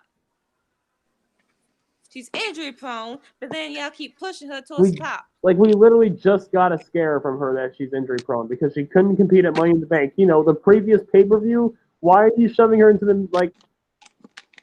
I don't want to say it. I'm not going to go and there. Even then, it makes no sense because she's Raw. She's a Raw female challenging for the SmackDown title. All for the Bayley redemption story. Bayley does not, at this point, Bayley is so booked strong, she does not need a redemption story. She's good. She's fine. We bored Jarvarus. Good. He could be bored. I was bored listening to y'all two talking. We're so boring talking about other wrestling promotions. We gotta talk about something messy, like, I don't know, fucking... What else happened? Oh yeah, Matt Riddle bearing the shit out of Goldberg. No, we'll talk about that later. We'll talk about NXT now. Oh yes, let's go. First of all, Keith Lee versus Kona Reeves. Keith Lee's amazing. He was so goddamn over, it's ridiculous. He's rarely on TV, but he got the biggest ovation of anyone on the pre-show. He's gonna be on TV tapings next week, so stop saying that. He's gonna have his opportunities. Shut the fuck up. I'm just saying with how over he is. He just came back for fucking injury. What do you expect?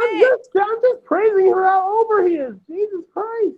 And Coda, you still exist. Yes, Coda exists. Why, I don't know, but he exists. Hey. But yeah. Other than the other recap bullshit, we got the women's match that we deserved. That should have been on TakeOver. Should have been the title feud. It wasn't. Not the title feud, to be honest. But again, I will talk about my thread on this match again. For this, because they played it up as the rubber match. So I'm assuming this is their final match between the two. Which sort of makes sense now. So commentary played it up as the rubber match, and Bianca Bray played a hand into their last two matches. Bianca's Bray was her victory and her downfall against Mia Yim. The crowd was hot for this compared to their last match. Let's go, Mia, EST chants. They started with a tie-up into the corner, and Bianca's already taunting. Bianca should be listening to Beth right now because her attitude is part of her downfall so far for while she is not successful in terms of the NXT Women's title. Slam Mia into the canvas and bragging already. Mia ain't with those games though. Race lock takedown to Belair. Her power with whatever she was going for into Mia countering into a sunset flip. Multiple arm drags from Mia until Bianca stopped Mia for the third. She stepped on Mia's hand for control while saying, "I'm undefeated," before Mia dropped her. Bianca studied Mia, but still wasn't able to avoid her drop kick 2 count, but Bianca immediately grabbed Mia's hair for leverage to the corner. However, Mia hits a hurricanrana on Belair. They chased around the ring multiple times until Bianca hits a jumping face buster. She just goes to Mario Rock Mia multiple times, followed by a brutal lariat. She even applies abdominal stretch and raking her nails into Mia's ribs. Commentary brought up Bianca's history because she had to give up CrossFit due to her suffering a shifting rib condition, and now she's transitioning into wrestling and dominating everyone in the PC Combine. So she's applying her pain she felt from her from a CrossFit shortcomings onto Mia Yim. Mia gets out of it and is selling her back. She tries to go for something, but Bianca counters it into a gut buster. More pain towards Mia's midsection. Bianca goes for a pin for a 2 count while putting her hand across Mia's face. So basically, more disrespect from Bianca. She continues to throw her hands at Mia's face. She continues to attack her back and now a bow and arrow submission. So aggressive with it until Mia counters into a 1 count on Belair. But Belair hits a knee towards Mia's midsection, attacking her back some more while even singing Mia's song and taunting her. So even more disrespect from Bianca. Mia counters, sending Bianca into the ropes. She goes for a pinning combination for a 2 count. She doesn't get that much momentum, however, because Bianca hits another face buster. She attacks her with some more punches to the back, but Mia applies a cross arm breaker. Bianca applies her weight on Mia for a 2 count and to release the hold. Mia applies a guillotine submission, but Bianca slams her down to the mat. Mia sends it to the outside, but Bianca grabs Mia's body and uses it towards the ring post to apply more pain to Mia's back. Mia sends Bianca into the ring post. They brawl to the outside until Bianca tries to go for a glam slam on the steel steps. Mia, however, rolls through and sends Bianca into the steps. Mia gets Bianca into the ring and hits some kicks, sending Bianca into the corner. Bianca gets out the corner briefly, but Mia applies a tarantula and hits Code Yum into a 2 count. More EST chants and let's go Mia. Mia hits more kicks to Bianca's face, but just when she's going towards the ropes, Bianca grabs Mia to hit a nasty suplex into a 2 count. Bianca's frustrated that she can't put Mia down. Bianca's about to go for the alley oop, but she learned from the last match they had. She ties up her hair so Mia won't use it against her this time. Mia, however, applies the guillotine. Bianca gets out of it and they both are countering. Bianca is on the top rope and tries to hit Mia, but Mia gets out the way. Mia gets Bianca and goes on the top turnbuckle and hits protect your neck for the win. So yeah, that was the whole match. And I'm going to say it for the most part. I agree with Mia again winning this match. If this is the final match between the two, the crowd was behind it. The intensity, Bianca's bullying and aggression, Mia selling her back, Mia's variations of finishes, Bianca's Bianca got ring psychology. Y'all can't deny that. She used multiple like um the back breakers, bow and arrow submission, multiple moves throughout the match to attack Mia's back. Mia sold most of it. Even the lariats, the suplex, like the nasty suplex she hit. Like, good lord. It was so great, dude. Like my favorite spots, obviously, were the German suplex was ridiculous. The fucking like just the intensity in the match. Like the crowd was. This was the crowd was hottest for this than any other matches, and which says something because this is a takeover crowd before the main show. You wouldn't think they'd be that hot, but they were hot. And the crowd, like, if they went 5 more minutes, the crowd would have probably given them a standing ovation because they were really getting into this match. The callbacks? Mia's just incredible. And Bianca is just, this feud has been amazing. Each match, they have more and more chemistry. Because the first match, they didn't really have it. But now it's like, they're basically a fight forever duo now. Beautiful. And while the women's division is suffering as a whole, Bianca is the best thing going for it right now. And Mia. She's constant. And Mia, yes, but overall, Bianca, every match she has, she gives you something to remember. Yeah. Yeah. And yeah, I think like both of them gave Shayna's best matches since Kyrie because Shayna versus Mia is one of the best matches in NXT. One of the best Shayna matches I've seen. She's constantly improving and going above and beyond compared to her other competitors. I would say this has been the best women's match since Shayna Carey from Brooklyn. Like, I'm just gonna Also, say this now. match proved that it should have been on Takeover. It should have been the title feud, and most importantly, it was a way better match than Io Shayna. But are y'all really ready for that conversation? Like, as much as I love Dakota Kai, I think it should be Mia Yim to take the title off Shayna at this point. I really Uh, do. and last but not least, I'm glad Mia won the feud. If this is the end of their feud, it looks like she's going to be the next challenger for Shayna. She's not only the first person to pin Bianca on TV, but she's beaten her twice in a row. So And yeah, go get that title. she also got a bigger pop and was more over than Io. Oh, Just want to bring that up. I'm not even showing shade. I'm just stating fact. I'm just stating what I heard. Io didn't even get a pop at She Evolution. didn't. She didn't get a pop tonight Oof. on that night either. Did she even get a pop in New York? I don't even remember. She might have. She might not have. I don't even think she did.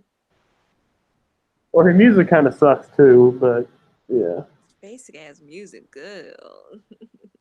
weak intro. But still, like Mia Yim was more over. Bianca was more over. This match, the crowd was invested the whole time. Like callbacks to their matches. Like it had everything. It has everything you possibly want, and also they make it feel like a goddamn fight. And yeah, they make it feel like a fight. And that's the thing. Like, someone described it perfectly. Bianca is a bullying type wrestler. Like, she hits her moves and they Right. brutal as fuck. That's right, Jarvarus. Your waifu. Your waifu. Waifu, go get that title. You'll get I that mean, she'll fucking probably title. lose, but Bring some credibility back to it. I mean, she'll probably lose, but you know what I mean. we'll see. We'll see. She probably will. But yeah, that was. Yeah, I love Keith Lee. I love Mia Yim. I love Bianca, and all three of them, I believe, are going to get pushed a lot more in these tapings. Because Asia, trust me, I'm not panicking about Keith Lee. I mean, he's having matches with Adam Cole already. They're clearly grooming him for something big. Mm-hmm. And same goes for Mia and Bianca. I'm ready for it. I'm ready. You know. And that's the thing. Some people were mad that Bianca lost. And I'm like, if Bianca won, that probably put her back in title contention. And I don't want her Against anywhere Shayna. near the. I don't want her anywhere near the NXT Women's title while Shayna is still here. If anything, have her tell a story of Bianca maybe like hitting rock bottom after losing to Shayna. Because she kind of is. She's kind of lost momentum since losing to Shayna. She has. Tell that story. Maybe have Bianca like bounce back or something. Like tell a story with Bianca. Tell a story on her losses. Tell a Especially story with on someone how that's not used to failing too. Bianca's not used to failure. she's not. She was successful in everything she did, track, CrossFit, everything. She's not used to failure. You know, and the only reason she stopped CrossFit was because of her shifting rib injury. And yes, Jarvarus, everyone is going to die. Die how? I don't know, but I think Jarvarus, we bored him. He was bored. He was bored during our talk, during your talk. He's just been bored all day. Okay, and I get because he said he gets violent when he's bored. So I guess that's what he means when he says everyone's going to die. Okay, whatever. Jarvarus is getting the bat. Okay, whatever. Anyway, and whatever. Just tell a story on Bianca and how she handles her losses. Yeah. Have her be more aggressive in anything. That's all you have to do. Like take her anger out on. Oh no, he's saying if waifu loses, I will legit lose my shit. Sorry. She's gonna lose because you know it's gonna go back to Io. Which would be fucking stupid. When Io lost clean. No, that would actually piss me off. Like, if anything, she either go to Dakota or Mia. If it goes back to Io after this, hell no. Hell no. Oh, she lost. I'm not done with Shayna. No, Shayna's done with you. Her after the match. She should not ever have a rematch. Period. Mia Yim should win that fucking title, or Dakota Kai. One of those two. Thank you. This is waifu's moment. Damn right. She's been getting over. She's a fan favorite. She's like her. I will say her first couple months were kind of mad, but she's found herself. It's like This feud with Bianca helped her. yes, First, it was the really Shayna did. match. Now it's the Bianca match, the Bianca feud. Yeah, like the compare and contrast to the first Bianca Mia match to now, a whole different match.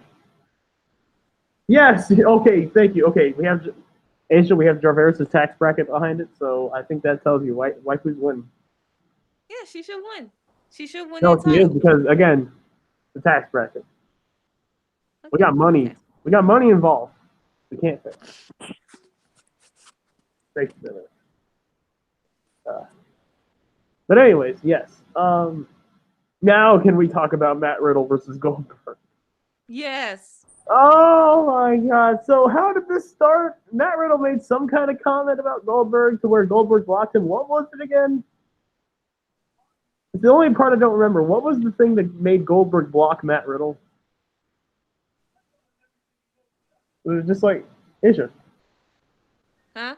I was saying, like, what was the tweet that made Goldberg block Matt Riddle? Was it something about how he was I old or don't know something? what was the tweet. I think it was just some comments Matt Riddle was saying like throughout the years about Goldberg, saying that he could end Goldberg in 2 minutes, saying that Goldberg is an overrated trash wrestler that used steroids to get ahead.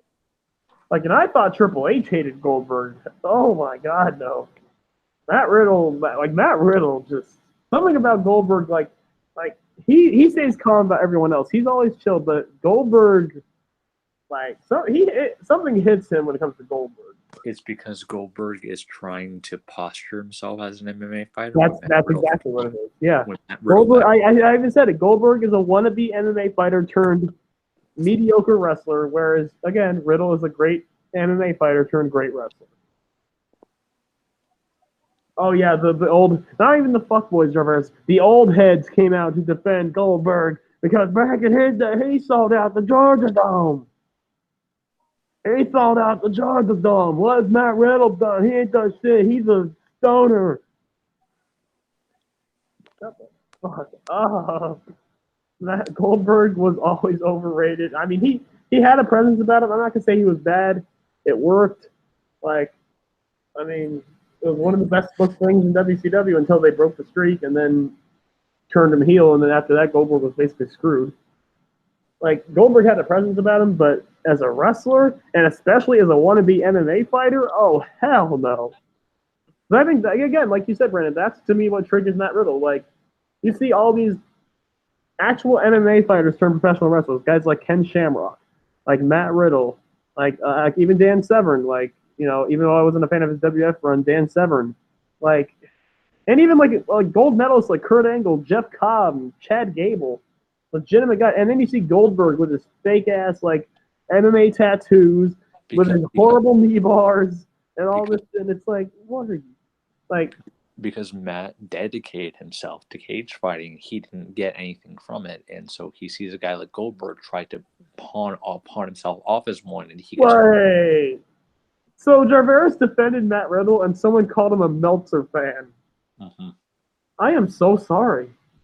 I'm sorry, man. I am so sorry that trash like that was ever told that about you. Like, you need to talk. Like, only someone would say that. Those are fighting words, guys. Don't ever call someone a Meltzer fan. Maybe these two old guys that were fighting at this Saudi show should go and retire. Before, they drop someone on their head and break their necks, which almost damn near happened. By the way, Matt Riddle also live reacted to this match. We all know Goldberg can't go past 5 minutes without being gassed out. We all fucking know that. Oh, they were gassed out by the first 3 minutes, it sounds like. And just like the shitty knee bar, Matt Riddle made a video saying, "What a knee bar, bro. Oh, it's great stuff." Oh my God, I'm getting so mad. Like, and just basically saying, like, and after the match, he just confirmed that Goldberg, you lived up to the hype. You are one of the shittiest professional wrestlers I have ever seen. Like, whoa, tell us how you really feel. He just looked him. And dude, even his kid during one of the videos said, that was stupid. Even his kid burned Goldberg. If you listen to one of those videos, his kid even said something bad about Goldberg. Like, damn.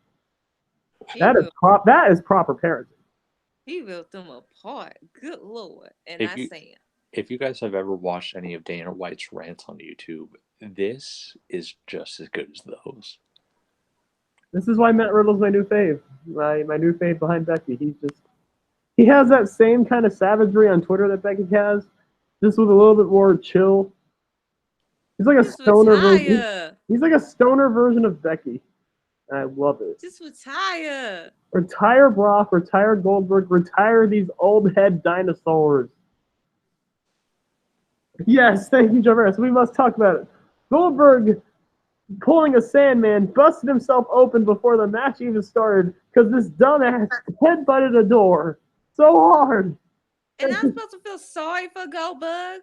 This is the same guy, mind you, that was supposed to break open a limo window, but punched the wrong window and legitimately punched glass, which broke his hand. Dumbass. He broke his hand trying to break through a limo on TV. Dumbass. And I'm supposed to feel sorry for him. And I'm supposed to feel sorry for Taker. These two taking blood money. Goldberg can have an undefeated streak, but he is 0-2 against inanimate objects. Simple as that. Dumb. You headbutting a door and you wonder why you concussed. And then you lost to a door. And then you lost to a goddamn old man. Hell, you lost to a man who's dead. He's the dead man. So you lost to a dead guy and a man who has a wig. You lost to a guy who gets shots put in his legs so he can walk. A man with a bad hip. A wannabe MMA fighter versus Spooky Grandpa.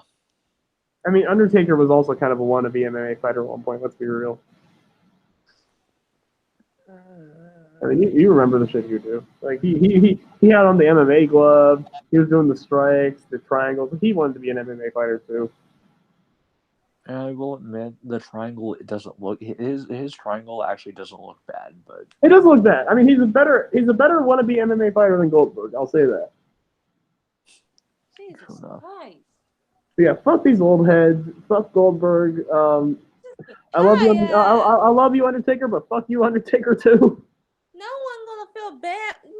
And you know what? No, I'm not even saying fuck Undertaker because clearly, as Asia, you read the tweet he liked or the IG post he liked or whatever. He clearly agrees with us. This shit needs to stop. Yes, but he's still taking the offers. He's still taking the money. He's still taking the money. In which case, take this L. Like, dude, take this L. You've made so much goddamn money, and you don't seem like the guy who would spend like an idiot. So I think you have enough money. Dude, you're a billionaire. You got a beautiful wife. You got a great home. You're one of the greatest of all time. Just let it go, man. Let it go.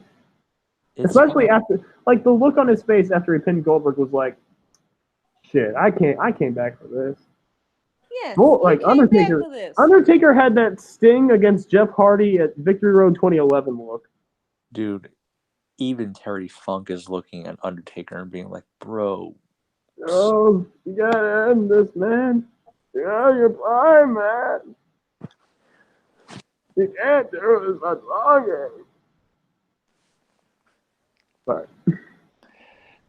And watch, just like Terry Funk, his last match is going to be a barbed wire death match. Must remember, you can't go on forever. And you can't do moonsaults in 70. Just watch. Just like Terry Funk, Undertaker's going to go out on a barbed wire death match. I set cactus on fire, and I love every second of it. But anyways, so yeah, that happened. I don't know how Triple H versus Orton went. I don't care. It happened. The Saudi show happened, and it shouldn't have happened, and fuck it. That's it. Sheena was better, all I'm going to say. We've only gone about 2 hours. Is there anything else you guys want to talk about? This is kind of an uneventful week. Watch It was eventful and yet uneventful at the same time. It was eventful for the worst women's match in the year. You had an indie show that was really good. Becky on Twitter. We had Oh, Becky on dude, Twitter Becky yesterday. versus. I mean, we still haven't even talked. I wanted to talk about the Becky Lynch interview first of all. We got to talk about more of it because Becky Lynch basically is in fuck the world mode so hard. There is so many. This I've been waiting for this interview for so long because I feel like this is the real Becky Lynch. This is like her doing what she does best, which is inciting everyone. She went after the world in this interview, basically saying no one has the balls to step up to me. I want a war. I want someone to prove that someone is even worthy of taking this. She's challenging Beth. She's challenging everybody. When Kathy said, "Is there any way you can find a way to not be burned out?" Becky said, "I don't know," which that's scary. So basically, Becky's saying, "I don't know. I'll probably be burned out soon." Because you go 100 miles an hour. Because Becky Lynch does not know what rest is. She legitimately does not rest. It's kind of scary. She didn't sleep after WrestleMania. She probably got 2 hours of sleep. Which that can be a problem, as Green Day proved, but that's a whole other thing. No. Wait, what? I just said that can be a problem, just like Green Day. Yeah, no. But like, I mean, hopefully Becky doesn't get too, because Becky's been doing everything. Like we talked about that one schedule she had for those live shows. She had maybe one day off after 14 days. We saw that schedule she had for the week of Mania. She just doesn't want to rest. Her mother said, "Are you going to take a day off?" She's like, "Nope, nothing." Yeah, that's not exactly healthy. I mean, I love you, Bex, and that's why she's on the top. That's why she's on the top, because she is the hardest working person in that locker room, and I don't care. I'm saying it right now. No one works harder than her, and she's putting in that and some people want to call her complacent. Shut the fuck up. The only reason she's quote unquote, if you want to say she's complacent or uninspired, is because they're giving her uninspired shit. She is not complacent. They're giving her uninspired shit like Charlotte and Lacey. She is not complacent. This woman has challenged Sasha Banks on Twitter twice. She is not complacent. Everyone around her. You cannot like her wrestling style. You cannot like the fact that she's not athletic. First of all, you're stupid. You cannot like first of all, no, you can't. Not around me. You cannot like the fact that she's probably, in your eyes, a try-hard on Twitter. Not around me. Not around me. You will get punched. You cannot like that fact. But you will not sit there and call Miss Rebecca Quinn a complacent bitch. Maybe your fave is complacent with the fact that they don't use Twitter.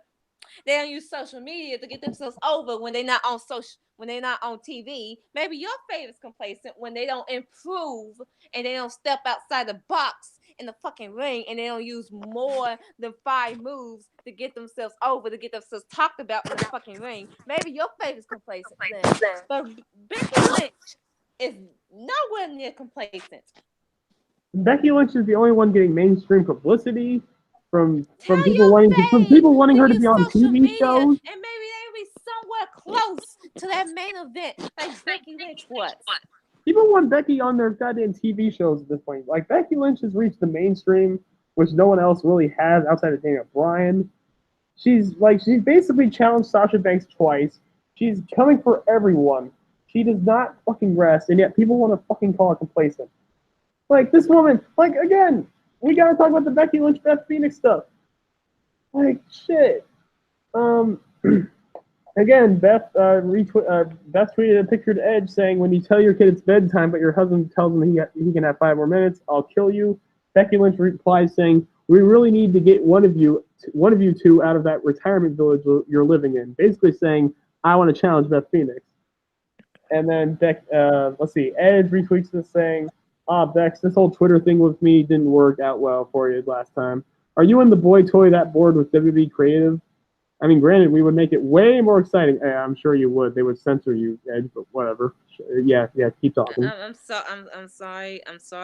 Because I grew up in the Attitude Era and the Ruthless Aggression Era where we had more freedom. Yeah, we'd make it way more exciting. No, you wouldn't. Shut the fuck up. But if you were that good, you shouldn't need us. And then Becky basically said, can't your wife talk for herself? Actually, I listened to NXT commentary. Clearly not. Damn! Yeah. And then I will say, Edge, my boy. I mean, I'll make fun of you for having a broken neck over and over because it's cool now, because Becky made it cool. But I will say, this was, wow. Becky, This oh was yeah, lovely. also, one more thing. Beth replied to the NXT commentary thing saying, except I'll keep improving at commentary, while you will never be able to lace up my boots. Spoiler alert, she's already better than you. And then Becky said, put your kids to bed, kiss your frail husband goodbye, lace your own damn boots, and come find me. And then finally, Edge, I gotta give it to you, man. You really did. See, we need a Becky versus Edge feud, but we'll never get it. We'll never get it. Adam Well, Copeland says, "Oh wait, what? This is still happening? Sorry, the man. I got bored after your last week tweet and walked away. Kind of like I do when your matches come on. Huh? You used to like puns before you were cool, right? Ratings juggernaut. And again, I say, be gone, little one. Woo! good tweet. Very good tweet. I Very mean, good sure, I clapback. mean, again, just like Nia Jax, if I'm gonna come after Nia, I'm gonna have to come after Edge. Shut the fuck up about the ratings thing. Becky is literally the only thing that's boosting ratings, you dumbass. Well, I find it ironic coming from Edge when they need to use Edge's sex life in a live sex celebration to Yeah, boost you ratings. needed to have sex to get ratings. Becky Lynch had to be great. So number one, he's already off with the ratings thing, like already off the bat. Number two, if Edge comes back, maybe we'll get like a slight pop in the ratings, but it won't be anything major. Come on now. Number two, again, Edge, you have no room to talk about wrestling skills because while you were a good wrestler, you did have a shitty spiel of your own. I mean, it's not as bad as Charlotte's, but you know. It was a running hug. It was a running hug, yes. I mean, he had a great. I mean, to be fair, he had a great setup for it, though. And number three, Edge, Becky built most of this recent run off her Twitter game, got people talking. You built your singles career basically off of an affair. Yeah, for stealing a man's woman. I'm just saying, Edge. Let's if we're gonna go there, we're gonna have to go all the way there. Mm-hmm. Same. And Edge, you may have main evented WrestleMania once, but you sure as hell didn't win. Did he main event WrestleMania? Yes, against Undertaker. Oh, and he lost. Yes, he lost. Oh wow. And he never main evented Mania again, which Becky will probably main event another WrestleMania because she's already talking about it. I mean, he won a Rumble and didn't. What did he do? Like open the show? Oh yeah, no, he opened the show and lost. Well, no, he was in the middle of the card and lost to Chris Jericho. On DQ. No, by pin. No, he got pinned by Jericho clean. What? Yeah, he did. No, No, he did. No, for real, he did. He lost to a code breaker by Jericho. 1, 2, 3. Jericho retains his title. I watched the show. I know what happened. I know my thing. No fucking way. Look it up and go. I swear it was a fucking thing. No, you're wrong. Well, you're wrong. Sorry if you're wrong. Let me go look at WrestleMania 26. No, I'm looking it up. I got you. Let's go type in results. Guys, if you want to butt in, because I know what happened, because I'm not dumb. Let's see here. Okay, so Edge defeats blah blah Jericho. blah blah blah. But wasn't the stipulation like he couldn't hit the spear or some shit? Yeah, like, I remember that. I think you're thinking of a different. Yeah. Following a crushing loss, Edge returned to his feet, brutally attacked Jericho, and speared him through the barricade. Okay. Yeah, he won with the code breaker. Wow. Again, I am your wrestling Wikipedia. Vouch. Wow. Yeah. So even then, Edge, you still take this L with the broken neck. With the broken neck. So, shut the fuck up. Go be a dad. Wait, Jarvarus said, I'm guessing you meant not, but yeah, you said, well, at least Edge is a fucking idiot. Well, at least he's not a fucking idiot. Nia Jax is an idiot. I mean, at least Edge can clap back. Which I'm sorry, but Beth, you're not good at clapbacks. Edge need to pull out his dick to be a draw. Nia couldn't even be a draw, even if you put the title on her. Even if you have The Rock standing right there near her, she still couldn't be a draw. The Rock. Shut the fuck up, Nia. And shut the fuck up, Edge. Either fucking way. Shut the fuck up. On this day. Well, yeah. On this day, I see a broken neck. Oh wait, that's cut. Wait, guys, warning. Something just happened. We need to call the medics. Edge just stepped through the ropes. Medic! We need people out here now. Hey, man down. We're going to hell. The hell. It's worth it.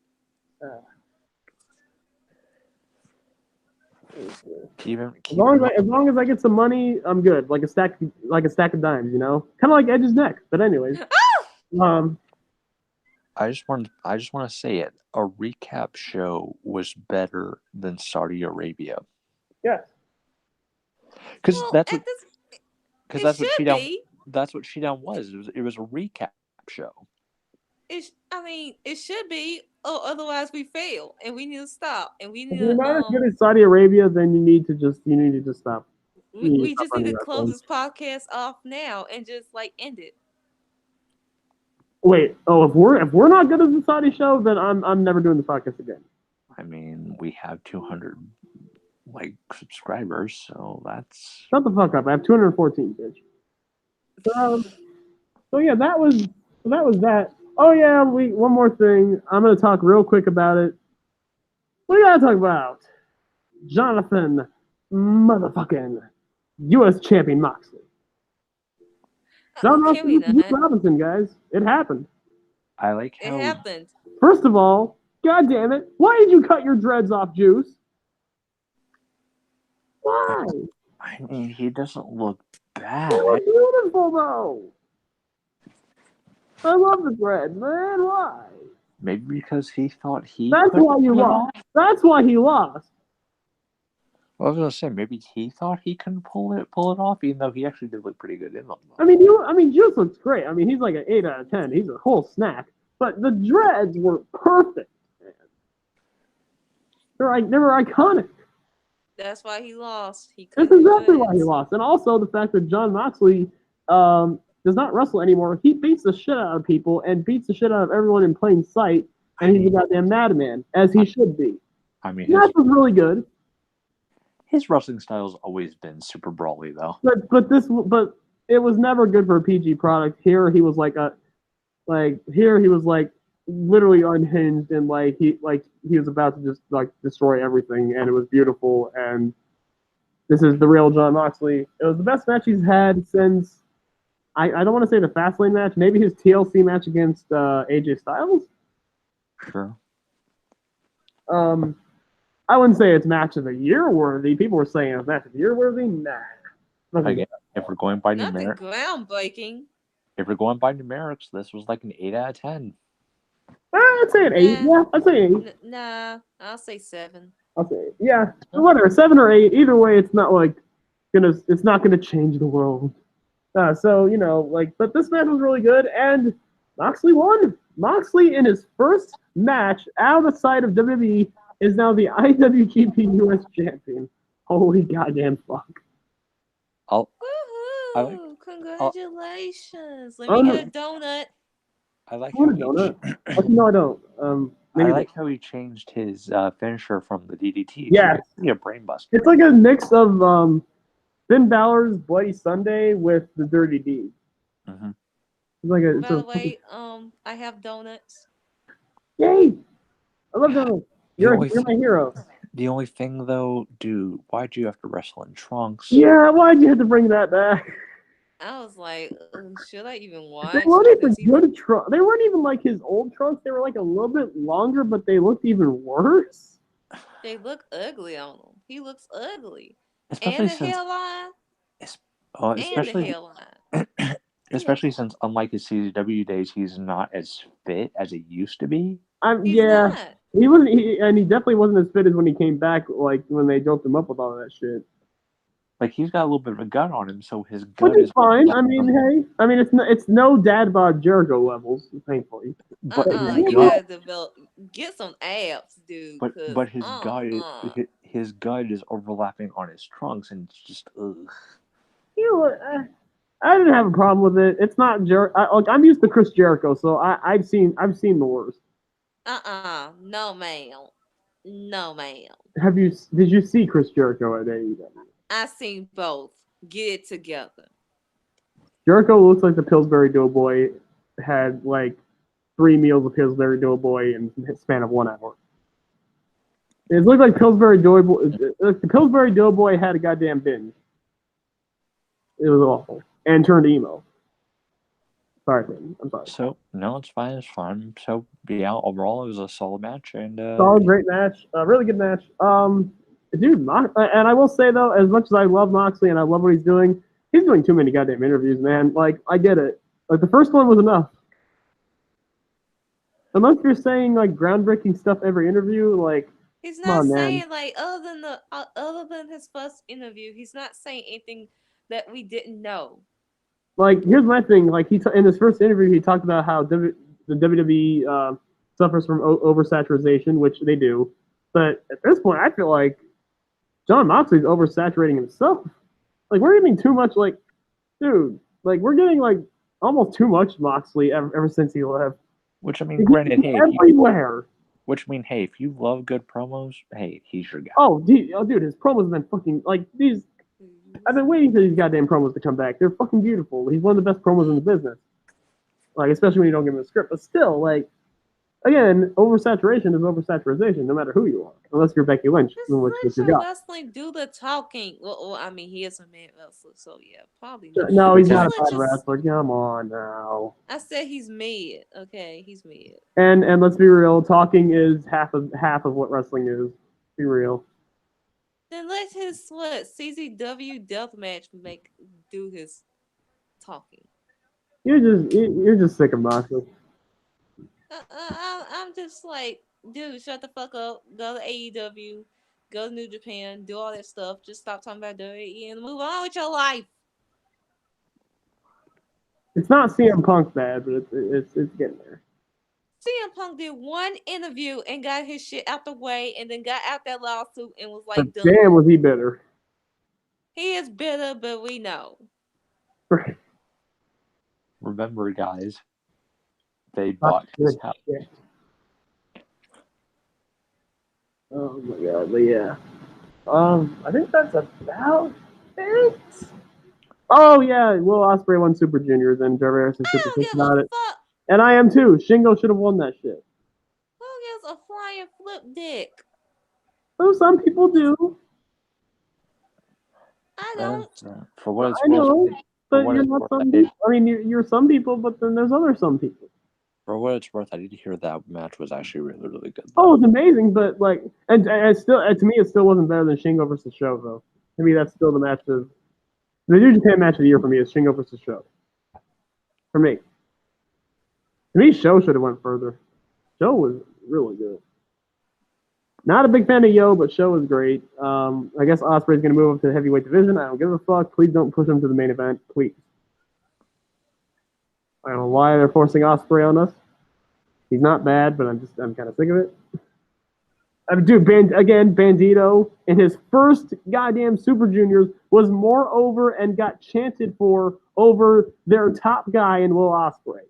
Bandito's already the most over junior in the division, and he just arrived, Brandon. Think about that. He is daddy. Daddy. Oh, he's fucking beautiful, majestic, unicorn, amazing man. I fucking love him. God. But anyways. So yeah. I think that's about it. Yeah, you guys want to end it here? Or is there anything else you want to talk about? Yeah, that's look at those. Unless Brandon, you want to hype up T-Town one more time, or just again, to me, I just want to say again, it's crazy because all Super Showdown was a vehicle to hype up Wrestle Queendom, and it was a recap show. Right. It was new content. It was a recap show. Even NXT outside of the 2 matches was also a recap show.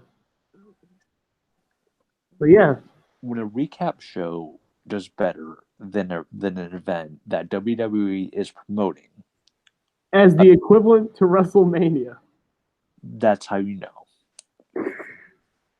And it also had, I think it might have had just as much, if not more, pyro than WrestleMania too. Pathetic. Pathetic. And also, did you see the seats? They were not full at all. Oh yeah, it's all. Oh, the other side of that Evolution building was can't damn near relate. empty. Evolution can't relate. They were sold Evolution out. 2! Evolution 2! Let's go. Let's get it. And maybe that's where we'll see Becky versus Sasha. Speaking of which, oh, yeah. You want to talk about Sasha Banks for a little bit? How she's living her best life? She's on vacation, getting In drunk. Jamaica. And Asia, you also have to talk about the greatest limo driver, the greatest taxi driver of all time. Throw a trash can at Lost Sullivan. We don't like the Lost Sullivan. We don't like him here in Jamaica. Throw the trash can at him. Punch him in the nuts. We don't care. Borrow Triple H's sledge. But we love you guys. Come to Jamaica. Don't take Lost Sullivan. We don't like him. Fuck him. Okay, he didn't say that, but he might as well have. Sasha posted that on her IG, and it was beautiful. Fuck Lost Sullivan. And fuck Jackson Riker. And fuck any other wrestlers I don't like. Yeah. So on that note, see you guys next week. If you like the channel, if you're not subscribed already, fucking do it. If you don't, whatever, fuck it, leave. All the good shit. Twitters are in the description below. Yeah, usual stuff. Thank you guys for tuning in. You guys are the best. I'm sorry if I couldn't come to chat all the time. My phone died on me at one point. So, yeah, you guys are the best. And we will see you next week for the TPA podcast. All of you. What's up?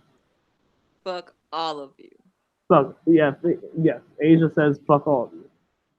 Because that's what she does. Asia, remember guys, I love you all. Brendan loves you all. Asia hates every single one of you. Never forget.